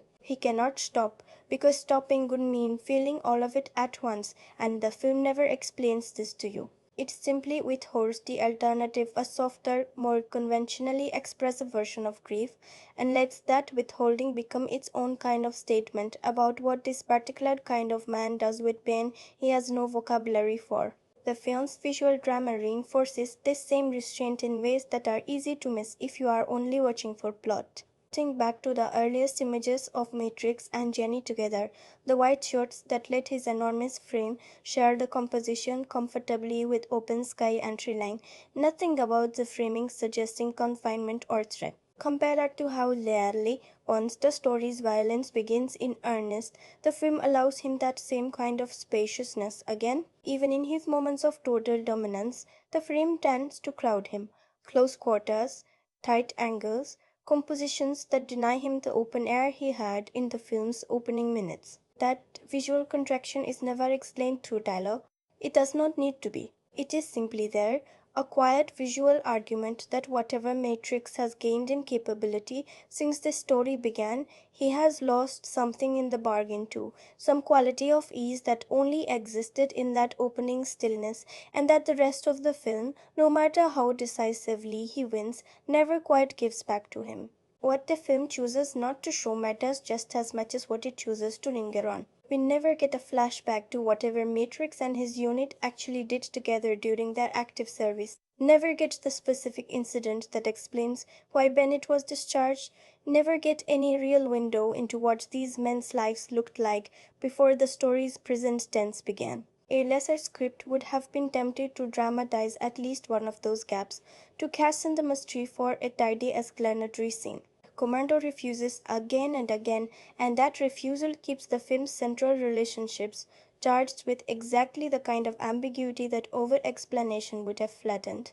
You do not need to know the specific betrayal that severed these men's bond to feel its weight every time they share a scene together. The film trusts the shape of the wound to communicate more than the details of how it was inflicted ever could. Even the film's two female leads exist within the same economy of withholding, and I do not think that withholding is incidental. We learn almost nothing about Cindy's life before the story sweeps her into it, nothing about Jenny's mother, nothing about whatever came before the version of this family we are shown in the opening minutes. These absences could easily read as a screenplay, simply not bothering with secondary characters. But held up against everything else this film, with her so deliberately, I think they read instead as part of a consistent aesthetic choice, a film that has decided, across every relationship it depicts, to communicate through implication and behavior rather than biography. You learn who Cindy is by watching what she does under pressure, not by being told who she was beforehand. That is a harder, more demanding kind of characterization to pull off, and it asks more of its actors than a fully scripted backstory would, but it also produces something that feels more alive on screen than exposition usually manages. There is something to be said too for how the film uses genuine empty space, landscape, negative space, the simple absence of anything happening in frame, as its own form of expression.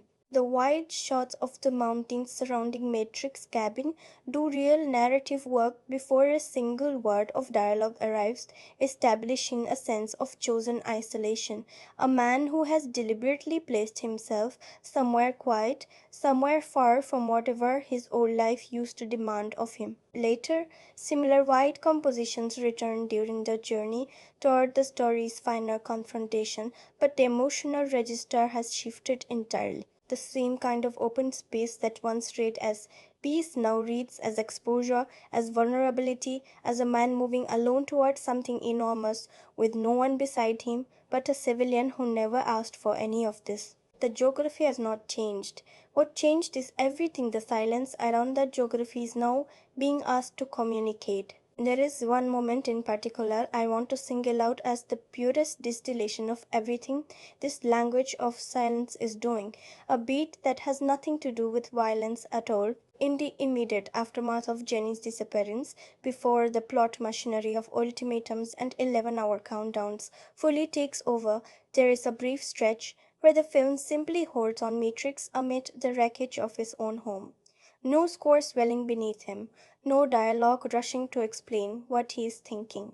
The camera does not cut away quickly, it does not need to. That stillness, arriving in the middle of a film that otherwise refuses to slow down for almost anything, is the loudest thing Commando says in the entire film, and it says it without a single word. That, I think, is the real achievement hiding underneath this film's reputation for noise. Cinema rarely trusts an audience enough to leave this much unsaid, especially inside a genre built on spectacle and explanation. Commando does again and again in exactly the moments where it matters most, and that quiet trust in the audience's ability to read silence as meaning is, in its own understated way, just as central to what makes this film work as anything we have discussed about its violence or its humor up to this point. I have spent a great deal of this essay making the case for Commando as a more carefully constructed, more deliberately crafted film than its reputation generally allows, and I stand by nearly everything I have said so far. But honest film criticism cannot stop at admiration, and I do not think I would be doing this film, or you, any favors by pretending it is without real flaws. Some of what does not work here is minor texture, the kind of thing you forgive without much conscious thought because the film is moving too fast for you to dwell on it for long. Other flaws cut considerably closer to something genuine and lasting, and I want to be honest with you about which is which before we move forward. Start with the plot mechanics holding this entire story together, because they do not hold up especially well under close scrutiny. Even by the genre standards, genre cinema of this particular kind usually earns. Arias's entire scheme depends on a chain of decisions that make sense only if you accept the film's urgency at face value and never stop to ask why a man capable of running mercenary operations across an entire country could not devise a more reliable plan than coercing one specific retired soldier into a single assassination under an arbitrary, oddly precise 11-hour deadline. The geography strengthens credulity too, in ways the film simply asks you not to notice. Distances collapse conveniently whenever the plot needs them to. Transportation appears exactly when required, and the entire back half of the story compresses what should realistically be a multi-day operation into a single relentless afternoon and evening. I do not think this is a serious wound. It is the kind of contrivance nearly every ticking clock thriller leans on, and Commando moves fast enough that you rarely have time to interrogate it while it is happening. But it is worth naming plainly rather than waving away entirely, because pretending a film's internal logic is airtight when it plainly is not does it no actual favors. There is also the matter of how thin the film's politics remain. Even granting that genre cinema of this era rarely aspired to real specificity in this department. We discussed earlier how Arias's fictional nation and his ambition function mainly as scaffolding for the father-daughter plot, and I framed the thinness as a kind of efficient narrative choice. Viewed less generously though, it is also simply lazy word building, Balverde never accumulates any real texture beyond a handful of interchangeable signifiers. Vague tropical scenery, generic mercenary aesthetics, a strongman villain defined by almost nothing beyond his desire to regain power. The film borrows the iconography of real geopolitical anxiety without doing any of the work of actually engaging with it.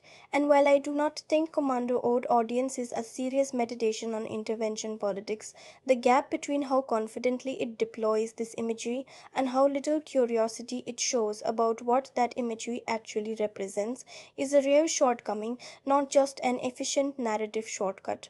A film willing to invest even slightly more specificity into its antagonist's world would have lost nothing in pace and gained a great deal in texture. The supporting cast presents a more complicated case, and I want to push back gently on my own earlier framing here, because I think there are two different things happening that deserve to be separated. The economy I praised in discussing Cindy, Jenny, and even Bennett words because those characters are given just enough behavior specificity to register as people, even without conventional backstory. The mercenary army surrounding Arios receives no such courtesy. They function almost entirely as undifferentiated obstacles, a wall of interchangeable bodies whose only purpose is to be defeated in increasingly inventive ways, and while that works perfectly well as pure spectacle, it does represent a real thinness in the screenplay's imagination once you look past the film's two or three central antagonists. A handful of these henchmen get a name, maybe a single distinguishing trait, and the rest exist purely as a body count waiting to happen. That is not restraint operating in the film's favor the way it does elsewhere. It is simply underwritten, and I think it is fair to call that a genuine, if minor, shortcoming rather than another instance of the same deliberate economy driving the film's stronger choices. The more significant flaw, and the one I think comes closest to a real wound rather than surface texture, sits in how the film handles the actual weight of its violence as the runtime progresses. Early on, as we discussed, the film seems genuinely interested in violence having consequence. Matrix's restraint, his refusal to enjoy what he is doing, the sense that every confrontation costs him something even when he wins decisively. That moral seriousness, modest as it is, gives the film's first half real texture. But as the body count climbs deeper into the dozens, and then beyond, that seriousness gradually evaporates, replaced by something closer to gleeful spectacle. Kills increasingly punctuated by quips delivered with evident relish rather than the grim functionality of earlier scenes. The film never quite resolves this shift, never seems to notice it is happening, and the tonal whiplash between violence as cost and violence as punchline becomes more pronounced rather than less as the story builds toward its climax. I do not think this fully undermines the film. Plenty of viewers experience that shift as a feature rather than a bug, a deliberate escalation into pure cathartic excess. But judged as a piece of internally consistent storytelling rather than pure spectacle delivery, it represents a genuine inconsistency, a film that starts out interested in what violence means and gradually loses interest in that question entirely, somewhere around the moment the body count stops being countable at a glance. Cindy's arc, which I praised earlier in this essay for its subtlety, also has a real limitation worth naming honestly. The transformation from terrified civilian to capable, willing accomplice happens almost entirely within the space of a single day, and while the film handles that transformation with more grace than it strictly needed to, the compression itself remains a stretch even within the story's own heightened internal logic. A few additional scenes, breathing room around her shift in allegiance and confidence, would have made that arc feel earned rather than simply asserted through behavior the film expects you to accept on faith. Related to this, whatever spark exists between Cindy and Matrix never fully commits to being anything in particular.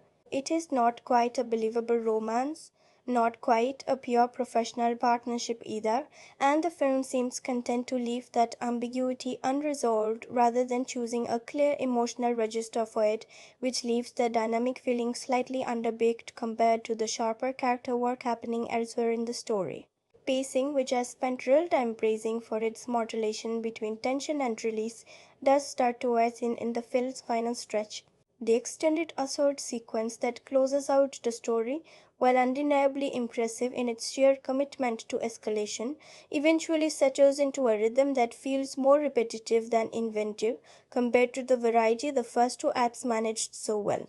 Kill, brief, quick, kill again, the pattern repeating with diminishing freshness even as the scale of the spectacle continues to grow. It is the one stretch of the film where momentum starts to feel like a substitute for genuine variety rather than a complement to it.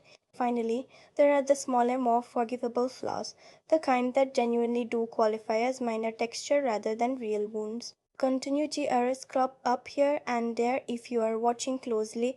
Vehicles changing condition between cuts, stunt doubles occasionally visible during the more elaborate physical sequences, small logical gaps in how quickly certain information reaches certain characters. None of this meaningfully damages the experience of watching the film.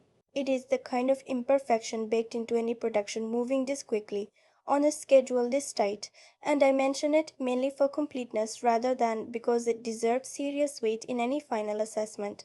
So, weighing all of this honestly, most of what does not work here is forgivable texture, the natural cost of a film built for speed rather than airtight construction. The plot contrivances, the underwritten henchmen, the thin political backdrop, the compressed romance, even the late film pacing fatigue, these are the kinds of imperfections that genre cinema absorbs easily, the price of admission for a film this committed to forward motion. None of them seriously threaten the experience of watching Commando, and most of them are the same qualities that, viewed from a slightly different angle, also produce the film's considerable strength. But the tonal drift in how violence is treated, from consequence to spectacle without any real acknowledgement of that shift, is the one flaw I would call a genuine wound rather than simple texture, because it represents the film losing track of something it seemed to understand quite well in its opening movements.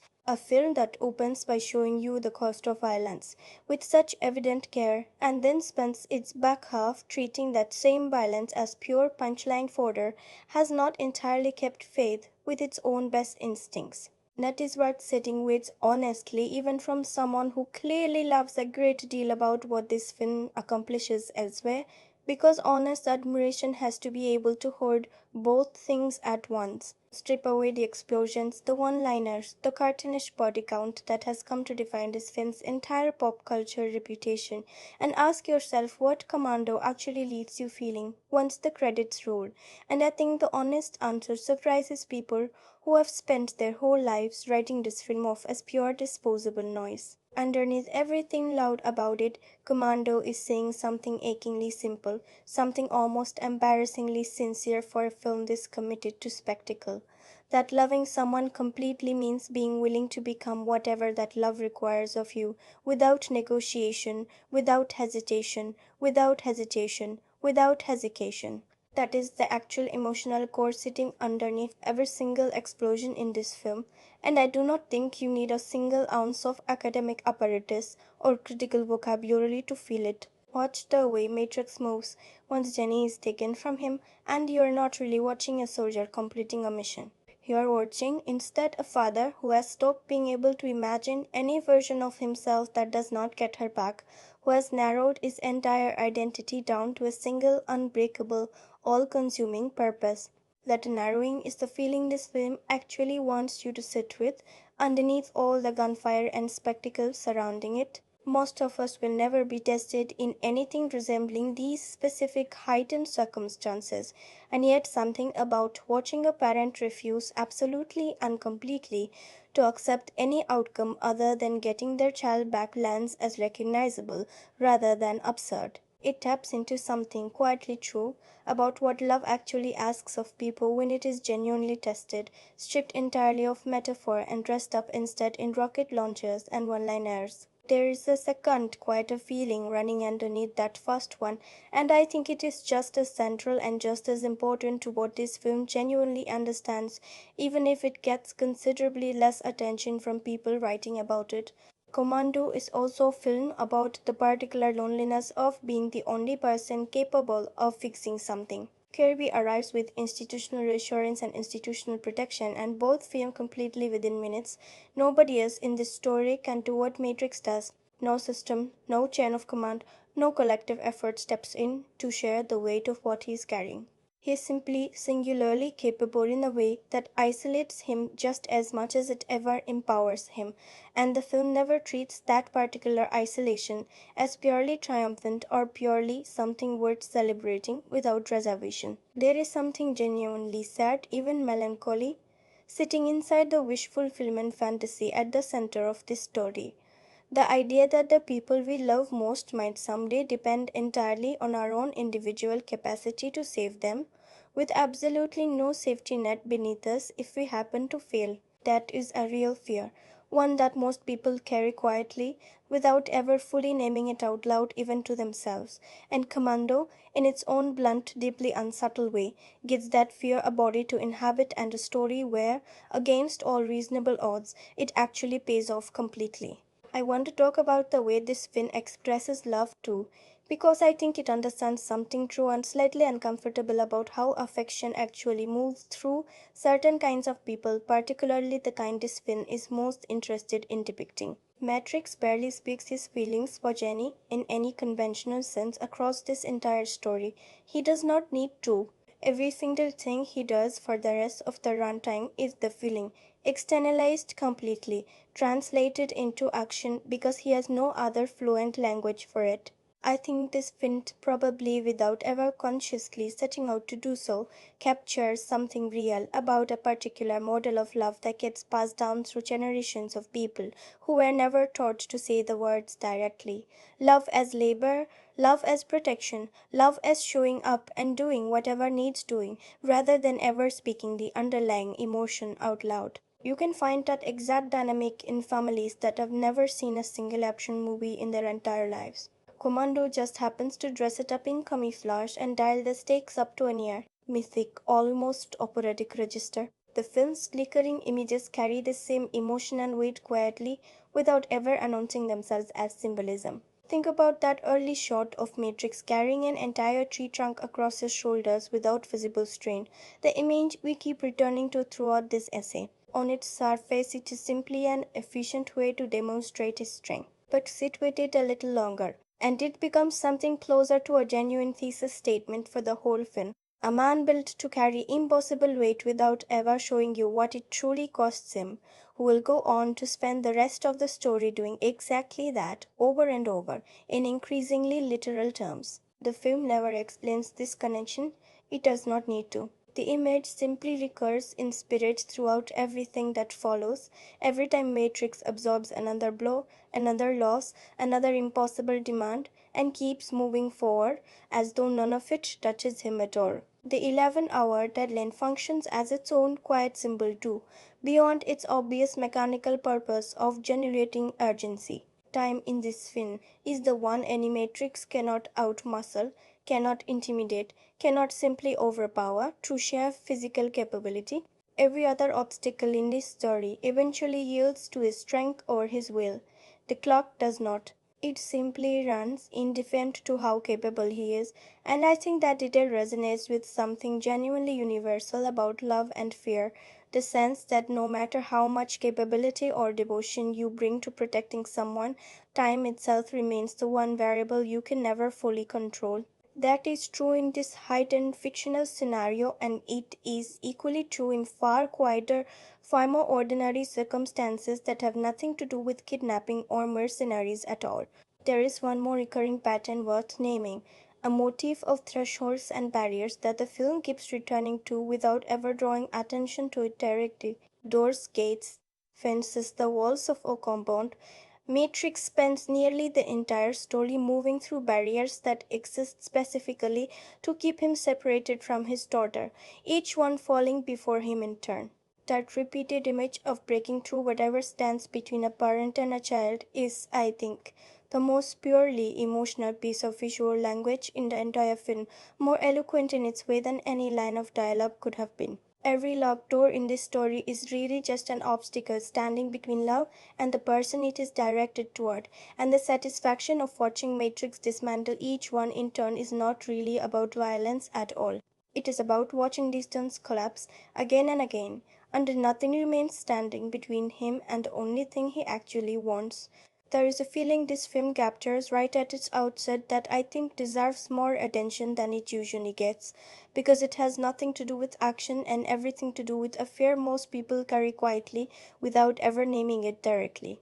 Before any violence arrives, Commando shows you peace, real, settled, unguarded peace, a father and daughter who have built something good together and have no reason to suspect it could ever be taken from them. And then, within minutes, it is taken from them anyway, suddenly and completely, with no warning that would have allowed them to prepare. I think that sequence taps into something genuinely universal, the quiet anxiety that whatever happiness we have managed to build is more fragile than it feels day to day, that it could be interrupted at any moment by forces entirely outside our control, no matter how carefully we have tried to protect it. Commando does not dwell on this anxiety philosophically. It simply enacts it swiftly and without warning, and then spends the rest of its runtime showing you what happens when someone refuses to accept that the interruption is permanent. There is also something worth sitting with in how this film treats identity, specifically the question of whether a person can ever fully leave behind who they used to be.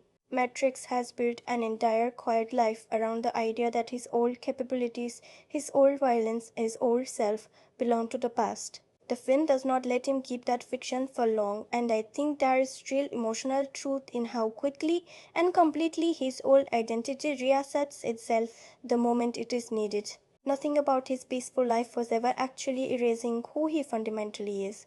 It was simply dormant, waiting, and the speed with which it returns suggests something almost unsettling about identity itself, that the parts of ourselves we work hardest to leave behind may never actually leave us, they simply wait for circumstances extreme enough to call them back. That is not a comfortable thought, and the film does not ask you to find it comfortable. It only asks you to recognize how necessary that dormant capability turns out to be, even as it complicates any simple reading of Matrix's quiet cabin knife as a genuine transformation rather than a temporary pause. The bond that develops between Matrix and Cindy carries its own quiet thematic weight, separate from the father-daughter relationship driving the main plot. Des is a trust built entirely under duress, with none of the normal scaffolding people usually rely on to decide who deserves their confidence. No shared history, no mutual friends, no time to verify character slowly. She has to decide almost instantly and with her life genuinely at risk whether to trust a man who has just upended her existence by force. I think there is something true in that compressed intimacy, something that mirrors how crisis actually does forge unlikely bonds between people in real life, stripping away the usual social negotiations and leaving only the bare question of whether someone's actions under pressure reveal them to be trustworthy. Cindy comes to trust Matrix not because he explains himself, but because she what she does when it matters, and that is a recognizable kind of trust building that has nothing to do with the absurd specifics of mercenaries and fictional countries at all. And there is one final thread worth pulling on here about the relationship between strength and vulnerability that this film embodies more than it ever states outright. Matrix is, by any conventional measure, the most physically capable person in every scene he occupies. And yet, the entire story is set in motion by exploiting the one point of genuine vulnerability he has left in the world. That juxtaposition, total physical dominance paired with total emotional exposure through the one person he loves most, says something honest about how strength and vulnerability actually coexist in real people rather than cancelling each other out the way action cinema often pretends they do. The most capable, most physically formidable character in this entire story is also, simultaneously, its most vulnerable one, and Commando never treats that as a contradiction. It treats it as simply true, which I think is a more emotionally honest position than a trade deal of far more prestigious cinema manages to land on. What does this film understand about human experience underneath all of this? I think it understands something genuine about devotion that refuses negotiation, about love expressed through action rather than language, about the particular terror of being someone's only protection in a world that cannot be trusted to protect them otherwise. None of this requires you to take the film's politics seriously, or forgive its thinner characterizations, or pretend its violence carries the same weight throughout that it does in its opening movements. You can hold all of the critics from the last section of this essay and still recognize that, somewhere underneath the muscle and the noise, Commando is telling a story that countless people across countless cultures have been telling each other for as long as stories have existed about what we become and what we are willing to give up for the people we cannot imagine living without. Here's what I keep returning to whenever I try to explain why this particular film has endured the way it has, decades and decades past its original release, long after its specific political backdrop stopped feeling current and its visual effects stopped looking cutting edge. Audiences do not return to Commando because they believe, even for a second, in 11-hour deadlines or fictional Latin American coups. They return because somewhere inside all of that excess sits something simple and true about what it means to love someone enough to become whatever protecting them requires, and that feeling does not age the way special effects or politics do. It just keeps finding new audiences generation after generation because the fear and the devotion underneath it never actually go out of style. I think this is also why a film this loud manages to land so differently depending on who happens to be watching it and at what point in their own life they encounter it. Watch this film as a teenager and you mostly absorb the spectacle, the muscle, the sheer kinetic pleasure of watching one man dismantle an army. Watch it again as a parent, even decades later, and something in the opening minutes lands entirely differently, with a weight that has nothing to do with nostalgia. That shift in how a film reads across a single viewer's lifetime is, to me, one of the clearest signs that something genuine sits underneath the genre trappings. A film built purely on spectacle does not usually earn that kind of second life inside an individual viewer's own changing relationship to fear and love and responsibility. Commando, almost by accident, has built something durable enough to survive that transformation, carrying its real emotional center quietly through 4 decades of audiences who came for the explosions and left, whether they fully realized it or not, having felt something considerably more honest than the marking ever promised them. Mark L. Lester does not fit the usual mold of director we reach for when we want to talk about a singular, coherent artistic vision, and I think that is worth addressing directly before we look closely at what actually does recur across his work. He has described himself in interviews given decades after Commando as a journeyman in the old Hollywood studio mold, someone who modeled his entire career on directors like Howard Hawks rather than on the auteurs film schools tend to canonize, a working filmmaker who valued staying employed, staying prolific, moving from genre to genre as opportunities arrived, over chasing any single consistent artistic statement. That self conception genuinely matters here because it means whatever patterns do show up consistently across his filmography were not arrived at through deliberate conscious thematic planning on his part. They emerged almost despite his own openly stated priorities out of 15 formative years of fast, lean, low budget filmmaking before Commando ever put his name in front of a genuinely mass audience for the first time. Those 15 years are worth understanding on their own terms because they explain so much about why Commando moves the way it does. Lester began in drive-in cinema, the genuinely disreputable end of American filmmaking in the early 70s. Road movies, stunt pictures, exploitation thrillers made fast and cheap for an audience watching from the front seat of a car rather than a theater seat. He has said plainly that he and his contemporaries were making films to fill drive-ins, not to win festival prizes, and that distinction shaped an entire sensibility around economy, momentum, and giving an audience exactly what they came for without wasting their time getting there. By the time Commando finally arrived, with a real studio budget and a genuine, bankable movie star behind it, Lester had already spent a decade and a half learning, scene by scene, how to build a film that never stops moving, and that hard-won training shows in every lean, unfussy minute of Commando's tightly compressed 90-minute runtime.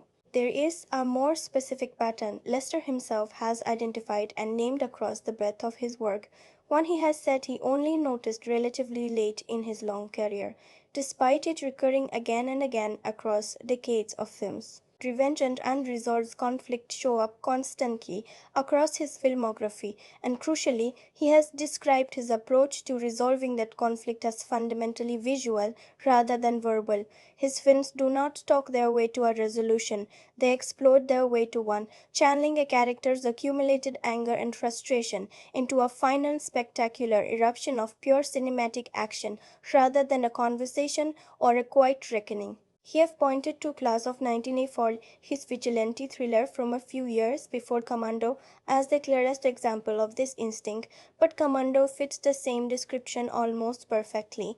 Everything Matrix is feeling and not saying across this entire story, all of that withheld grief and rage we spent real time with earlier in this essay, gets resolved entirely through physical, visual confrontation rather than through a single line of explanatory dialogue that is not incidental to Lester's involvement. It is, by his own account, close to the defining mechanism of how he tells stories. What I find most striking, digging into this filmmaker's body of work in preparation for this essay, is a detail that does not get nearly enough attention in conversations about Commando, the film Lester made immediately before it. In 1984, just 1 year prior, Lester directed the Stephen King adaptation Firestarter, a story about a young girl with extraordinary dangerous abilities and the parents desperately trying to shield her from a menacing, well-resourced institutional threat determined to capture or exploit her. Set that premise next to Commando, made by the same director only months later, and the overlap is hard to ignore. A vulnerable child, a protector parent, a faceless, institutionally backed threat closing in around them.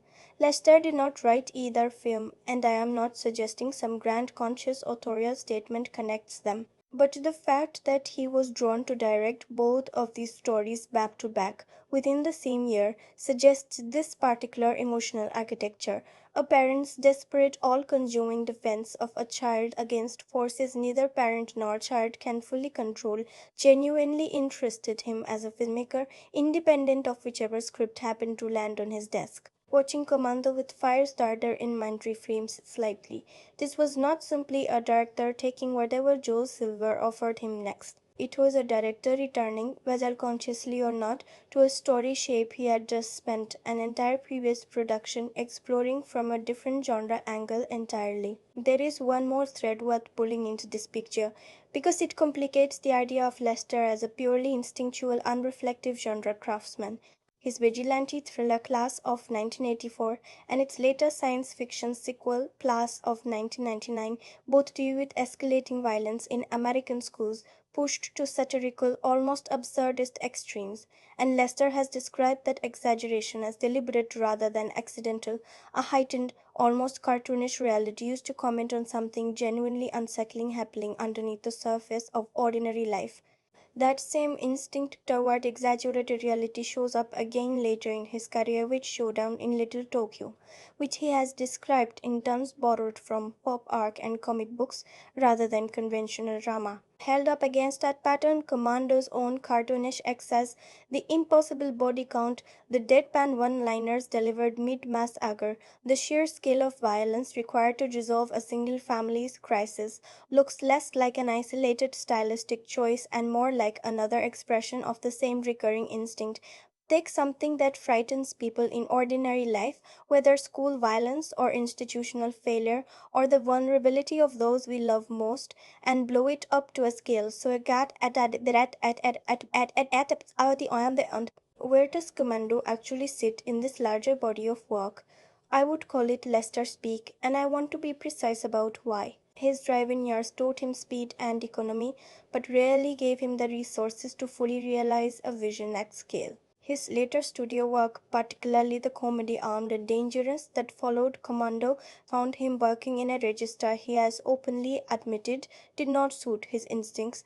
By his own description, he is not fundamentally a comedy director, and that film reads, even by his own account, as a slightly uncomfortable fit. His post-studio career, prolific as it remained for decades afterward, drew his own direct-to-video production company, generally operated on budgets too modest to fully showcase what he could do with real resources behind him. Commando sits at the exact intersection where his B-movie instincts for momentum and visual resolution met studio-level money, and a genuine movie star for the first and most fully realized time in his career.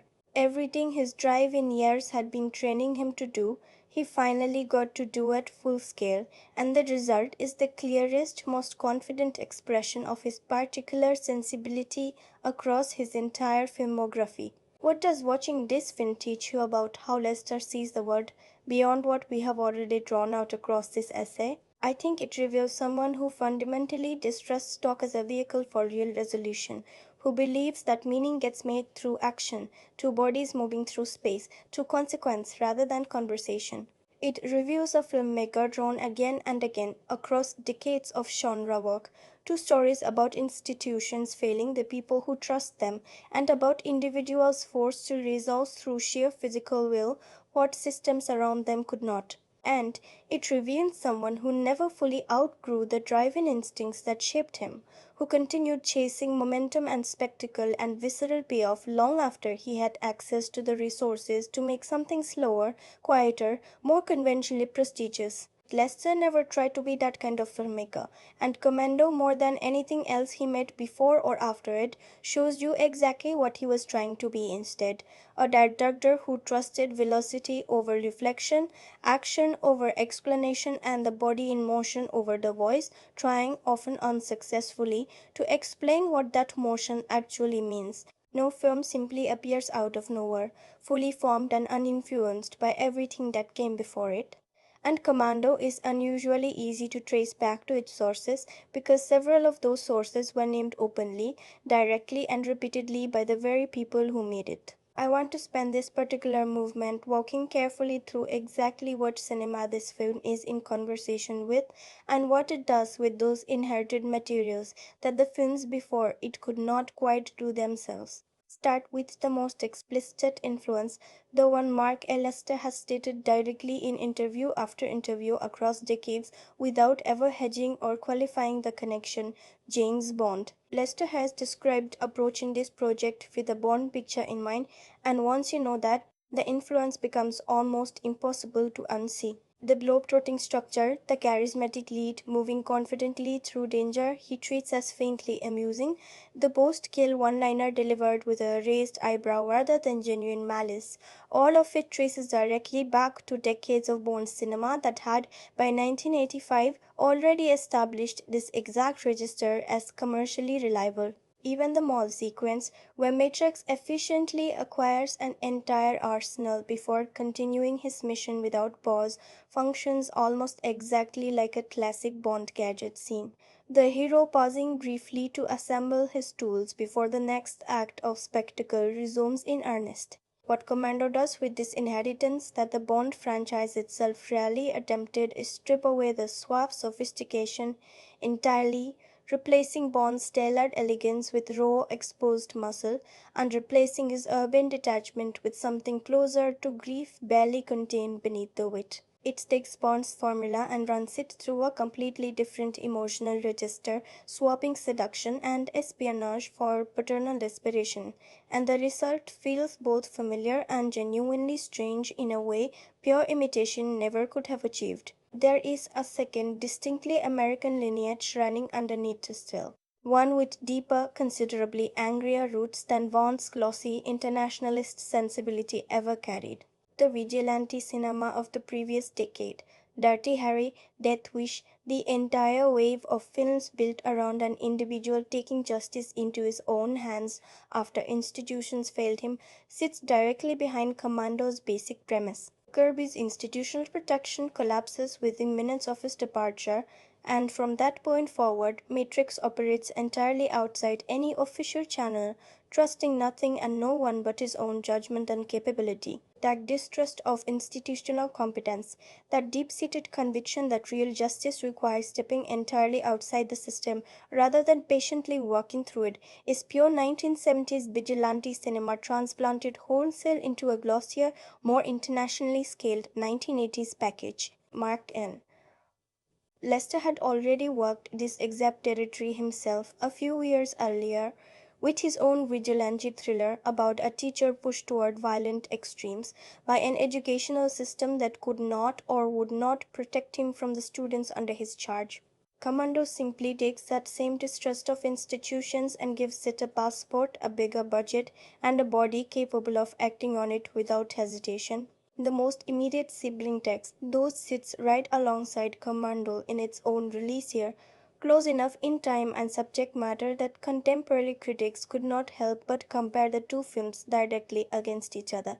Sylvester Stallone's Rambo, First Blood Part 2 had opened just months earlier in 1985, completing the transformation of John Rambo from the traumatized, sympathetic veteran of First Blood into something closer to pure visual fulfillment muscle, a body capable of single-handedly refighting and winning a war America had actually lost. Commando arrived into theaters directly in that film's wake, and at least one contemporary critic at the time noted that Commando actually handled the combination of humor and action more deftly than its more self-serious cousin, in part because it never burdened itself with Rambo's vestigial pretensions toward political commentary or wartime trauma. That comparison gets at something genuinely important about what Commando does differently. Where Rambo still carries, however unconvincingly, the weight of a real historical wound, Commando discards political baggage almost entirely, replacing a soldier's grievance against his own country with a father's far more universal, far less politically loaded grievance against anyone who would threaten his child. It takes the muscular wish fulfillment Rambo had just perfected and strips out the remaining seriousness, arriving at something purer and, in its own way, more honest about exactly what kind of fantasy it is selling. There is an older lineage worth tracing, too, one that predates both Bond's glamorous internationalism and Vietnam era American cinema entirely, and it surfaces in a genuinely unexpected piece of this film's early development history. Walter Hill, the director and screenwriter whose entire career has circled around one persistent obsession, was reportedly involved in this project's earliest development stages before eventually moving on to other work. Hill has said across many interviews throughout his career that nearly every film he has ever made is secretly a western at heart, drawn to what he has described as a stripped-down moral universe operating beyond the normal reach of social institutions and their usual remedies. Commando's actual finished story. regardless of how much his specific contributions survived into the final film, sits comfortably inside that exact tradition. A solitary, capable man, retired from violence and living quietly at the edge of civilization, gets pulled back into one last act of brutal necessity to protect the people he loves. That is structurally almost a beat for beat description of Shan, one of the defining texts of the classical Western, and countless variations on that same gunfighter myth across decades of American cinema before it. Commando dresses this ancient story shape in mercenaries and rocket launchers instead of six-shooters and dusty main streets, but the underlying architecture, a peaceful exile forced back into violence by a threat that will not leave him alone, is some of the oldest narrative material American popular culture has. Look closely at that Shin comparison because I think it rewards more than a passing mention. In that earlier film, a gunfighter trying hard to live peacefully among a farming family finds himself reluctantly pulled back into violence specifically to protect that family from men who simply will not let them live in peace any longer, and the story ends with him departing again once the immediate threat is fully lulled, unable to fully rejoin the quiet domestic life he had just fought so hard to preserve.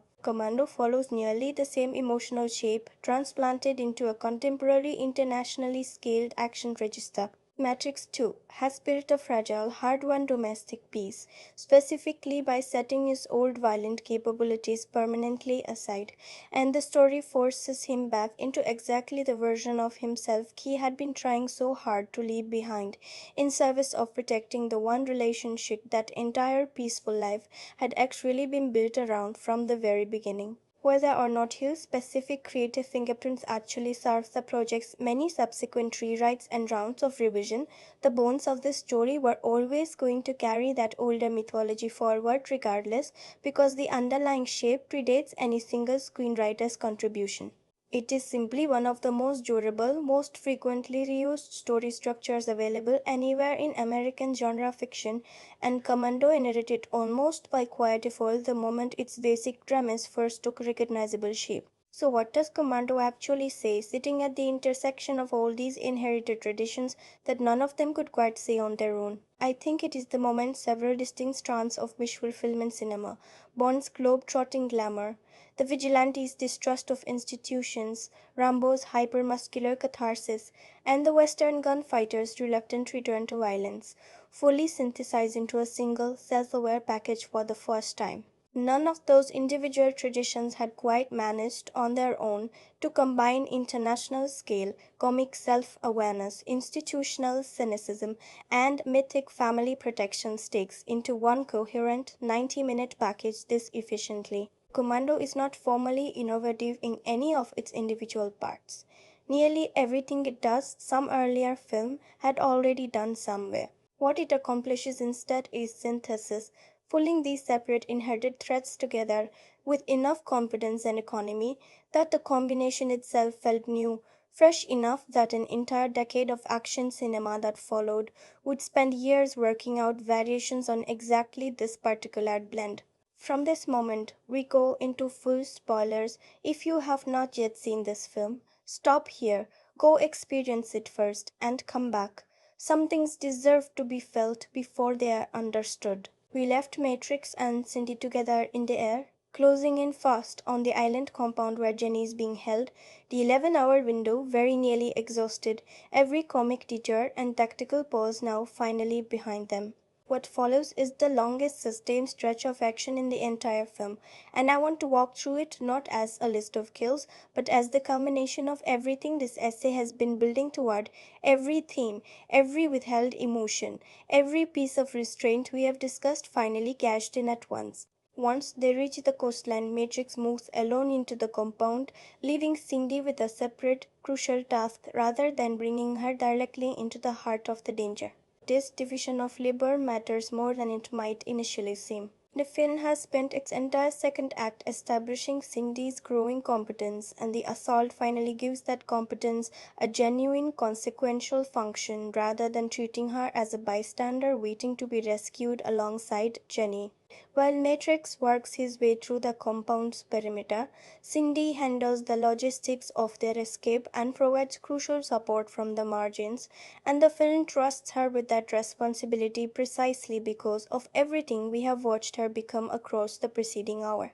What follows inside the compound is Matrix engaging Arius's entire mercenary garrison essentially alone, methodically working from the outer defenses inward, using the terrain, improvised weaponry, and a complete inventory of the arsenal acquired earlier in the story. The assault escalates in scale and audacity as it progresses, moving from stealth and ambush in its earlier stretches toward open, overwhelming confrontation. As Matrix abandons any remaining pretense of caution, the closer he gets to his daughter. The sheer number of mercenaries dispatched across this stretch of film is, by design, almost impossible to track precisely, and that numerical excess is very much the point rather than an oversight. This is the moment the film fully commits to the wish fulfillment register we discussed back in our movement on what this story is really saying.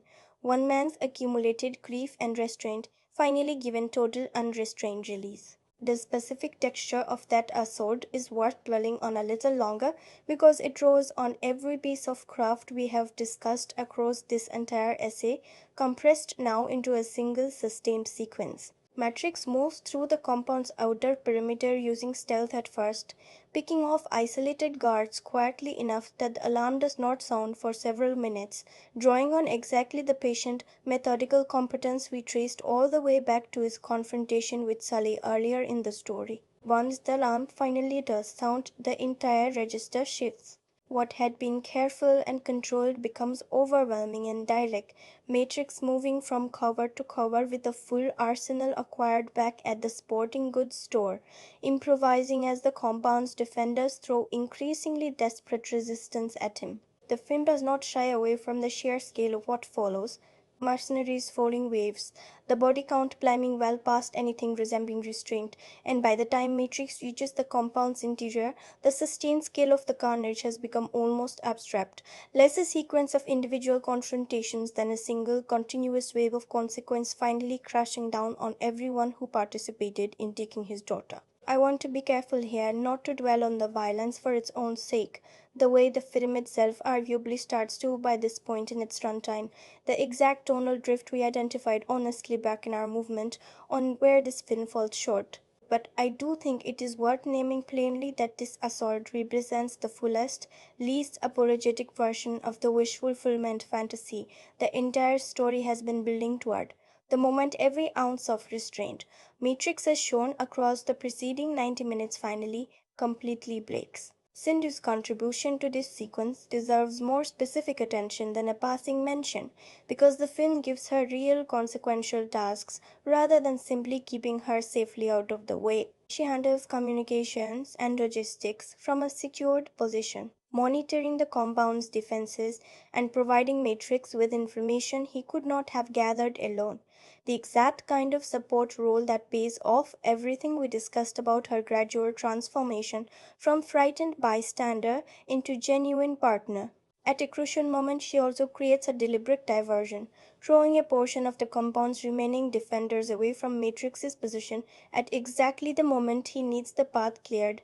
A contribution that requires real nerve from a character who began the story as a civilian with no combat experience whatsoever. The film does not make a great show of crediting her for this. It simply lets her actions speak, trusting the audience to recognize how far this character has traveled since we first met her, terrified at that civilian airport. Arius himself meets his end during this assault, confronted directly by Matrix in a final exchange that strips away whatever remained of the deposed dictator's composure. Arius, who has spent the entire film treating Matrix's daughter as pure leverage, a problem to be managed rather than a child to be reckoned with, faces the consequence of that calculation in a brief, decisive confrontation that the film handles with the same economy it has shown throughout. No extended speech making, no final monologue, simply the abrupt, almost businesslike end of a man whose entire plan depended on Matrix's compliance lasting longer than it actually did. With Arias dealt with, Matrix locates Jenny bound and held under guard inside the compound, and the reunion the film grants them is mercifully brief rather than drawn out for maximum sentiment.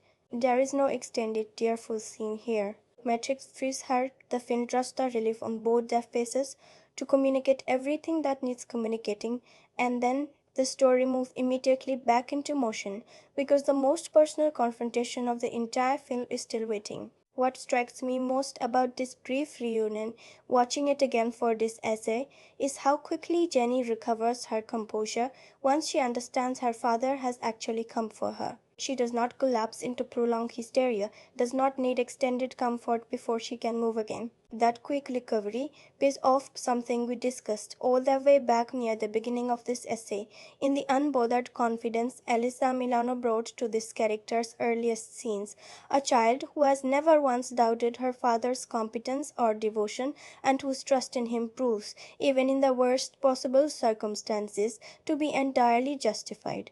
The film does not need to dramatize her relief at length, because it spent its opening minutes building exactly the foundation that makes a brief, efficient reunion feel earned rather than rushed. That confrontation arrives in the compound's mechanical underbelly, an enclosed industrial space full of pipework and the hissing claustrophobic atmosphere of heavy machinery, and it is here that Matrix and Bennett finally settle whatever has been simmering unspoken between them since the film's opening murders. This is the fight we discussed in our movement on this film's language of silence, the one built entirely on implication rather than explanation, and the film finally lets that implication explode into something fully physical. Bennett, the former subordinate discharged from Matrix's unit for violence that exceeded even what their work demanded, gets his confrontation staged, not as a clean gunfight, but as something far more intimate.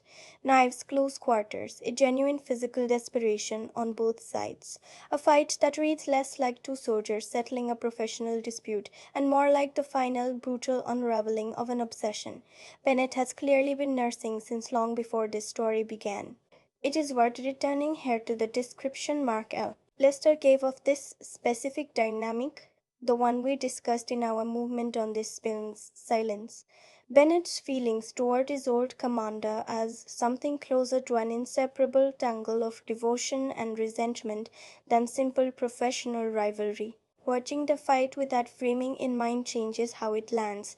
Bennett does not fight like a man trying to win a tactical engagement. He fights like a man finally getting to have the confrontation he has spent the entire story orchestrating, almost desperate for Matrix's full, undivided attention, even as that attention takes the form of violence rather than anything resembling reconciliation. There is a real sadness underneath the brutality of this particular fight, if you are watching closely enough to see it, a sense that whatever this relationship once was, it could only ever resolve itself through exactly this kind of ending, because neither man ever had the vocabulary to resolve it any other way. The fight itself is sustained and genuinely vicious, moving through the cramped industrial space with real physical desperation on both sides, each man briefly gaining and losing the advantage as the confrontation unfolds. It ends with Bennett impaled on a length of ruptured pipe, steam venting violently around him, while Matrix delivers a dry,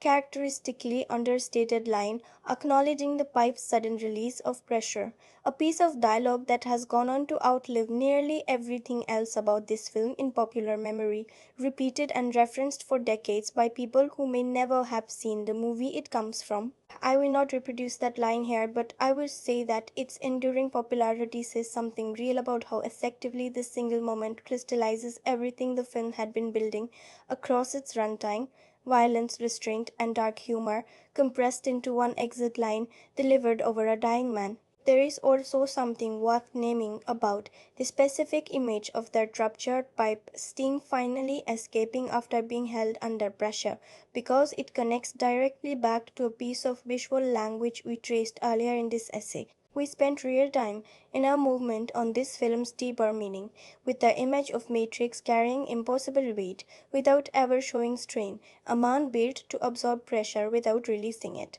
Bennett's death stages almost the exact inverse of that same idea, made suddenly, violently literal, contained pressure, finally finding the one point of failure that lets it escape all at once with catastrophic force. Whether or not this connection was consciously intended, it lands as a strangely fitting image for this particular confrontation.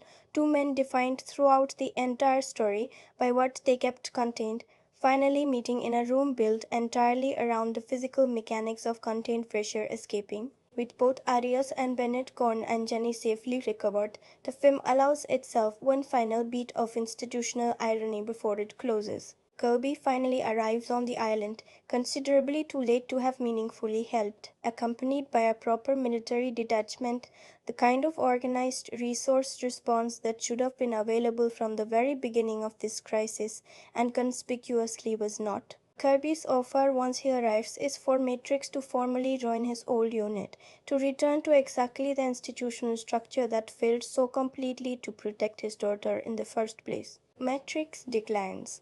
He gathers Jenny and Cindy instead, and the three of them depart the island together aboard a seaplane, leaving Kirby and his belated reinforcements standing on a beach that no longer needs them. I think that ending carries more weight than its brevity might suggest, and it is worth sitting with directly. This is not a film that ends with its protagonist returning gratefully to the system that failed him, chastened but reintegrated, the way a more conventionally patriotic version of this story might have chosen to close. It ends with him choosing, explicitly and without hesitation, the small, improvised family he has assembled across one impossibly long day over the official structure that holds rank, resources, and institutional legitimacy. Jenny, his actual daughter. Cindy, a civilian stranger transformed by circumstance into something closer to family, and nothing more. The closing image. Three people boarding a small plane together, deliberately leaving behind a uniformed authority that arrived too late to matter, quietly confirms everything we discussed about this film's deep distrust of institutions, and it does so without a single line of dialogue spelling the theme out directly. The film simply shows you who Matrix chooses once the choice is actually his to make, and lets that choice speak for itself. There is also something worth noting about the specific shape of the family unit the film leaves us with in its final image. It is not a restoration of what existed before the story began. Jenny's mother is never mentioned, never returned to, never part of this picture at all, and the film does not pretend otherwise. What Matrix walks away with instead is something newly assembled, built entirely out of the events of this single day, rather than recovered from before it. Cindy did not exist in his life 12 hours earlier. By the final shot, she is leaving the island with him and his daughter, no longer a stranger he commandeered out of necessity, but someone who has earned a place inside whatever comes next for this small, unconventional unit. I do not think the film fully commits to defining what that place actually is, whether romantic, familial, or simply forced through shared survival, and I noted that ambiguity as a real flaw earlier in this essay. But watching the ending again, I think the ambiguity also does something the film may not have fully intended. It leaves room for a version of family that does not need a tidy label to feel earned, built on demonstrated trust rather than predetermined rules. Derby's belated arrival deserves one more moment of attention before we move past it, because the specific texture of that scene matters beyond its basic plot function. He shows up with exactly the resources that should have prevented this entire crisis from happening in the first place: organized personnel, proper equipment, the full weight of institutional backing. His offer to Matrix, framed as an invitation back into the fold, arrives only after every actual danger has already been resolved by one man working entirely outside that institution's reach. There is a quiet, almost bitter irony in watching Kirby extend that invitation now, as though the timing of his arrival does not undercut the entire premise of what he is offering. Matrix's refusal does not need to be delivered with anger or resentment, and the film does not state it that way. It simply happens calm and final. A decision that requires no further explanation, because everything that came before it has already made the reasoning self-evident.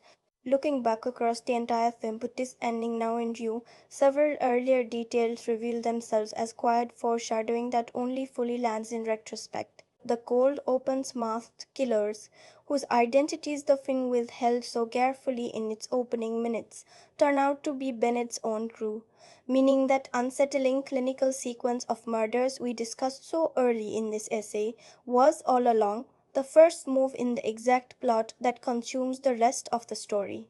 Bennett and Arius eliminating Matrix's old unit specifically to isolate him before making their move on Jenny. Watching that opening again with this knowledge transforms it from atmospheric dread into precise, methodical setup, every murder a calculated step toward the kidnapping that follows. Bennett's visibly tight, ill-fitting costume, which we discussed back in our movement on how this film was made, takes on an almost unintentional symbolic weight in retrospect too.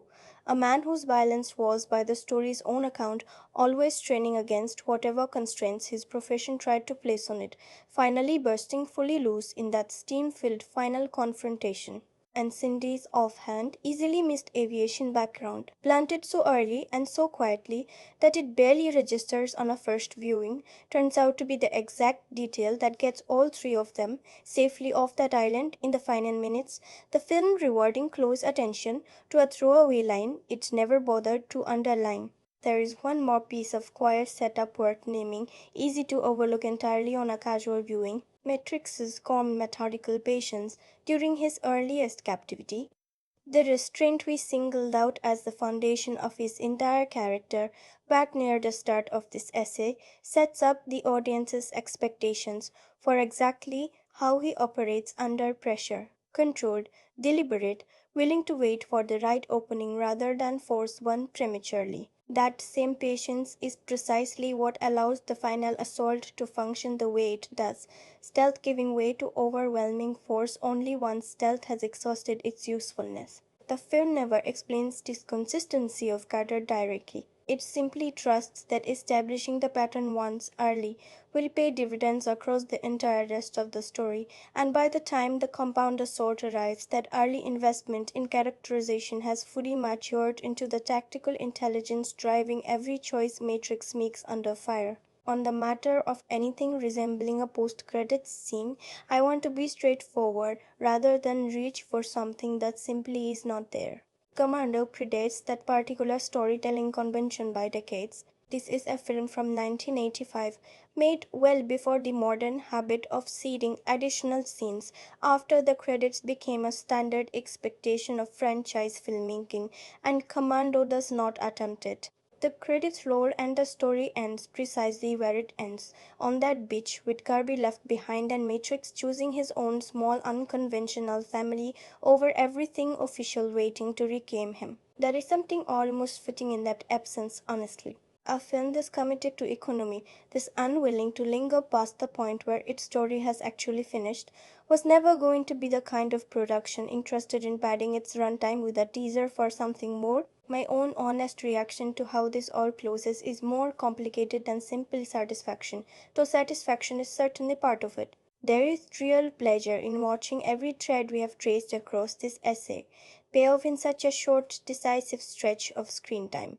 The restraint finally released, the institutional distrust finally vindicated, the unspoken history with Bennett finally given its physical reckoning. But what stays with me most, watching this ending again for this essay, is its quietness relative to everything that precedes it. After 90 minutes of escalating noise, the film's actual final gesture is small. Three people, a plane, a choice made without fanfare.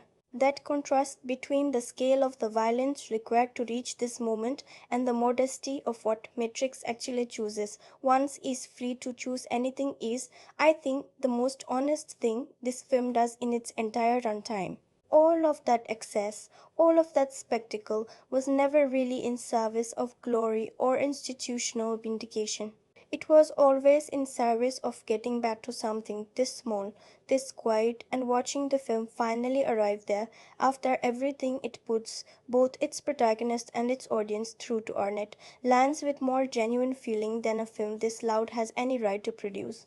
I keep returning in particular to how little the film actually asks you to feel triumphant about once you really sit with that final image rather than simply registering it as a happy ending and moving on. Matrix has not won anything in the conventional sense that action cinema usually rewards its heroes for winning. He has not been vindicated by his old command, has not received the institutional recognition this kind of story so often builds toward as its ultimate payoff. He has simply survived something no one should have had to survive, gotten his daughter back, and chosen to walk away from the very structure that let this happen to her in the first place. That is a much quieter, much more ambivalent note to end on than the film's reputation for pure spectacle would lead you to expect, and I think it is the detail that elevates this ending above being merely a satisfying conclusion to an exciting action film. It makes the whole story feel, in retrospect, less like a straightforward celebration of violence and more like a quiet argument for what violence is sometimes, tragically, the only available route left toward genuinely protecting the people who matter most. An argument the film never states outright in so many words, but one that this final, unglamorous departure communicates more clearly than any speech ever could have managed. And there is something genuinely moving, even now, decades after this film's initial release, in watching a story this loud choose to end on an image of departure rather than arrival, of three people leaving an island of carnage behind them rather than being celebrated for what they survived there. Cinema rarely trusts its own audience enough to let a victory feel this unresolved, this quietly bittersweet inside a genre built almost entirely around the simple satisfaction of clean, unambiguous triumph. Commando earns that trust in its final closing minutes more completely than almost anything else it does across its entire 90-minute runtime, and that is no small thing for a film this committed everywhere else to noise. I want to step away from analysis now, just for a little while, because I do not think everything genuinely worth saying about a film can be said through craft and theme and historical context alone, however much ground we have managed to cover together across all these movements. Some of it just has to be felt out loud, plainly, the way you would tell a close friend what a movie actually did to you, rather than carefully explaining what it technically accomplished on some critical level. So let me try to do exactly that here. Honestly, before we close this whole thing out together. The moment that has not left me out of everything in this entire film is not the violence, and it is not even the ending itself. As much as that ending genuinely moved me when I sat with it again closely for this essay, it is much smaller than that. It is the final image of three people boarding a small plane together, leaving a man in uniform standing on a beach behind them, having arrived with everything official and organized, and far, far too late. I keep coming back to that image because of how quietly it refuses the easy version of relief a film like this could have offered instead. There is no triumphant return to base, no grateful embrace from the institution that failed this family so completely. There is just a father, a daughter, and a woman who was a stranger 12 hours earlier, choosing each other and walking away from everyone else. I think what gets me about that image, watching it now as an adult, rather than however I first encountered this film years ago, is how much it resembles something true about real love rather than fictional heroism. The people who actually show up for you when something genuinely goes wrong are rarely the official channels you were told to trust. They are the people who happen to be there, who chose to stay, who did the work without waiting for permission or proper authorization. Commando says that through gunfire and rocket launchers and a body count to hide to track, which is a strange, almost absurd vehicle for an idea this tender. But the idea survives the vehicle. It always has, every time I have sat with this film since. Has it changed how I see something? I think, honestly, yes, though not in quite the way I expected going into this essay in the first place. I came to Commando ready to defend it as cleverer than its reputation, and I leave it thinking less about cleverness and more about a kind of permission this film quietly grants its audience. Permission to love loudly, physically, without needing the right words for it. Permission to distrust systems that have already shown you they cannot be relied on, even when distrust feels ungrateful or unpatriotic. Permission to walk away from validation you were never actually given in time to matter. None of that is subtle.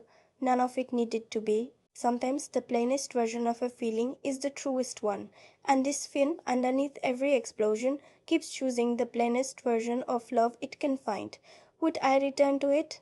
Genuinely, yes, and probably more often in the years ahead than I would have predicted before ever sitting down to write this entire essay. Not as a guilty pleasure, not ironically, not the way you revisit something purely for nostalgia. I think I would return to it the way you return to a song that says something simple you already believed, but says it loud enough that you finally let yourself feel it fully. There is a specific kind of evening this film is genuinely good for, tired, a little raw, wanting something that does not ask you to think too hard but somehow still leaves you thinking anyway, hours later, long after the screen has gone dark. I do not know many films that manage that particular trick this well, dressed up so convincingly as something this disposable, something this easy to dismiss without a second thought. I think about who actually carries a film like this with them long after the credits have finished rolling and the lights have come back up, and I do not think it is only the people who love explosions for their own sake, though there is genuinely nothing wrong with simply loving explosions. I think it is also just as much the people who recognize something quieter sitting underneath all that constant noise, the people who have ever had to become more capable than they wanted to be for someone they loved, faster than they had time to prepare for. The people who know what it feels like to stop trusting a system after it let them down once, decisively at the moment that mattered most. The people who have ever chosen a smaller, stranger, self assembled version of family over whatever the official version was supposed to look like. Commando speaks to that exact experience in a language so loud and so cartoonish that it is genuinely easy to miss the sincerity buried somewhere inside it.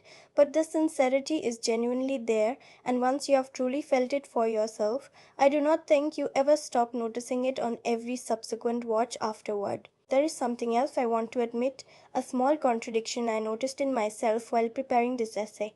I spent an entire section of this conversation arguing, honestly, that this film loses track of its own moral seriousness somewhere around the moment its body count stops being countable. I stand by that critique. And yet, sitting here now trying to describe what actually stayed with me, none of that critique is what surfaces first. What surfaces first is tenderness, oddly enough, for a film built almost entirely out of violence. I think that contradiction says something true about how people actually experience art, as opposed to how we analyze it afterward. You can hold a clear eyed critical view of a film's flaws and still find yourself genuinely moved by what it gets right, and those two responses do not have to cancel each other out. Commando taught me that as much as anything else I have written about here, simply by refusing to let my honest criticisms erase my honest affection. There is one more thing worth saying plainly here, in that same spirit. Writing this entire essay, returning again and again to this film across every movement we have built together, has made me fonder of it than I expected to become going in. I started with genuine respect, a conviction that this film deserved more credits than its reputation generally allows. I am ending with something closer to real affection, the kind you develop for something only after you have actually sat with it long enough to see past its surface entirely. That affection surprises me a little, honestly. I did not expect a film this loud, this committed to spectacle, to leave me somewhere this quiet by the time I finished thinking about it properly. So here is what I'm actually left with once all the analysis finally falls away and the credits have rolled for good. A man who loves too completely to ever say so directly out loud, expressing that love instead through impossible, almost mythic competence. A daughter whose trust in him is never once misplaced, not even at the worst possible moment of her entire life. A stranger who becomes family simply by choosing to stay when she could so easily have run the other way. And an ending that asks for nothing from anyone watching except the willingness to find a quiet, modest image of three people walking toward a small plane more genuinely moving than anything louder the rest of the film had to offer. That is what Commander left in me underneath everything else this essay has tried so hard to explain. Not a verdict, not really even an argument. Just a feeling, simple and sturdy enough to survive 4 decades of changing tastes and changing audiences, still sitting there quietly, waiting for whoever sits down with this film next, ready to feel it the way I just did. So let me try to say plainly and in honest lines, what the actual experience of sitting with Commando amounts to, now that we have walked all the way through it together. It is loud, fast, and unapologetic for nearly its entire runtime.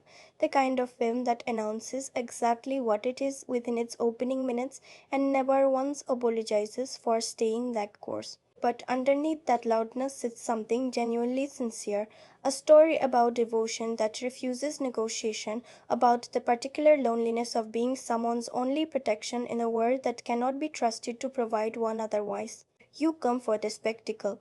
If you are paying any real attention, you leave having felt something considerably more tender than spectacle usually offers.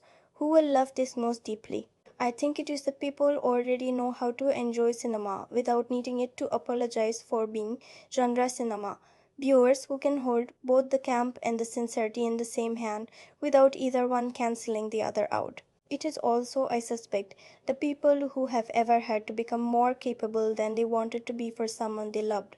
The parents and protectors among you who will recognize something real underneath all that muscle, whether or not you expect it to. And it is the people who simply love watching craft, even modest, unglamorous craft, done with real confidence and real economy, the kind of viewer who finds genuine pleasure in noticing how deliberately a 90-minute film can be built when every department is pulling in the same direction. Who may not connect with it and why? I want to be honest here rather than defensive. If you need your action cinema to take its own politics seriously, this film will frustrate you because it borrows real world anxiety without ever doing the work of actually engaging with it. If sustained escalating violence wears on you rather than exhilarates you, the back half of this film will likely test your patience well before its credits arrive. And if you need your supporting characters fully realized rather than efficiently sketched, you will notice the thinness here, the same thinness I named honestly several moments ago. None of that makes those reactions wrong. It simply means this particular film, built the way it is built, was never going to be for everyone, and I do not think it ever wanted to be. There is a kind of confidence in that refusal to broaden its appeal, even if it costs the film some portion of an audience, that a more cautious, more crowd pleasing version of this same story might have managed to hold on to instead.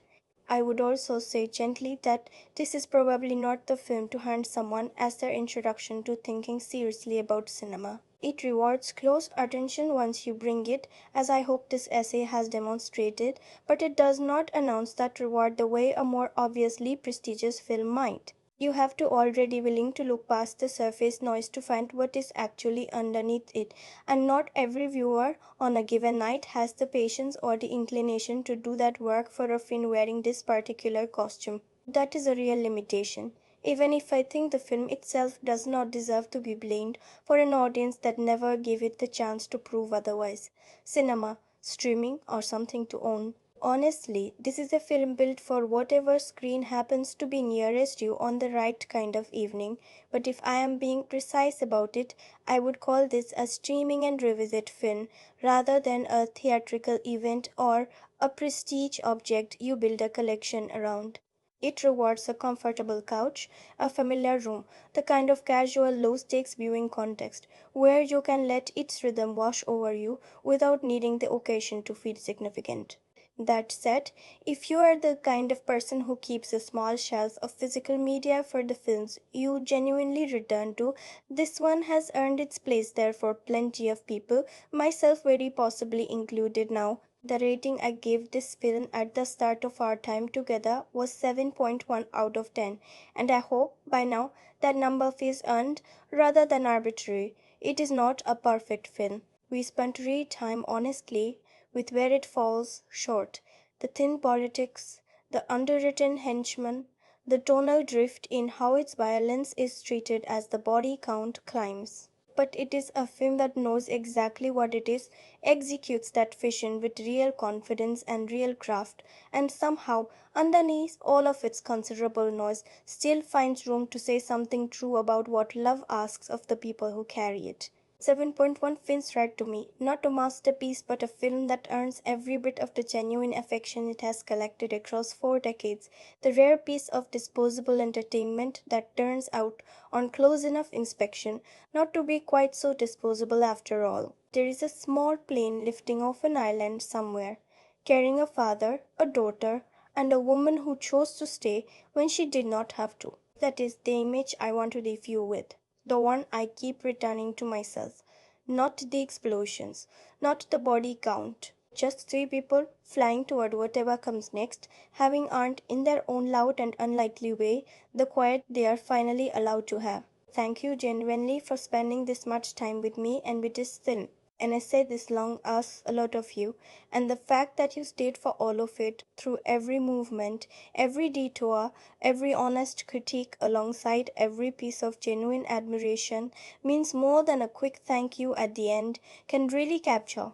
This channel only works because people like you are willing to slow down and actually sit with a film rather than skim past it, and I do not take that kind of attention for granted, especially for a film that so much of the culture has decided is not worth this kind of close, patient looking. If something in this essay struck you, whether it was a piece of the craft we unpacked or the feeling we kept circling back to underneath all that noise, I would genuinely love to hear about it in the comments. Tell me which moment actually landed for you or which one you found yourself disagreeing with, because some of the best conversations on this channel happen in exactly that disagreement.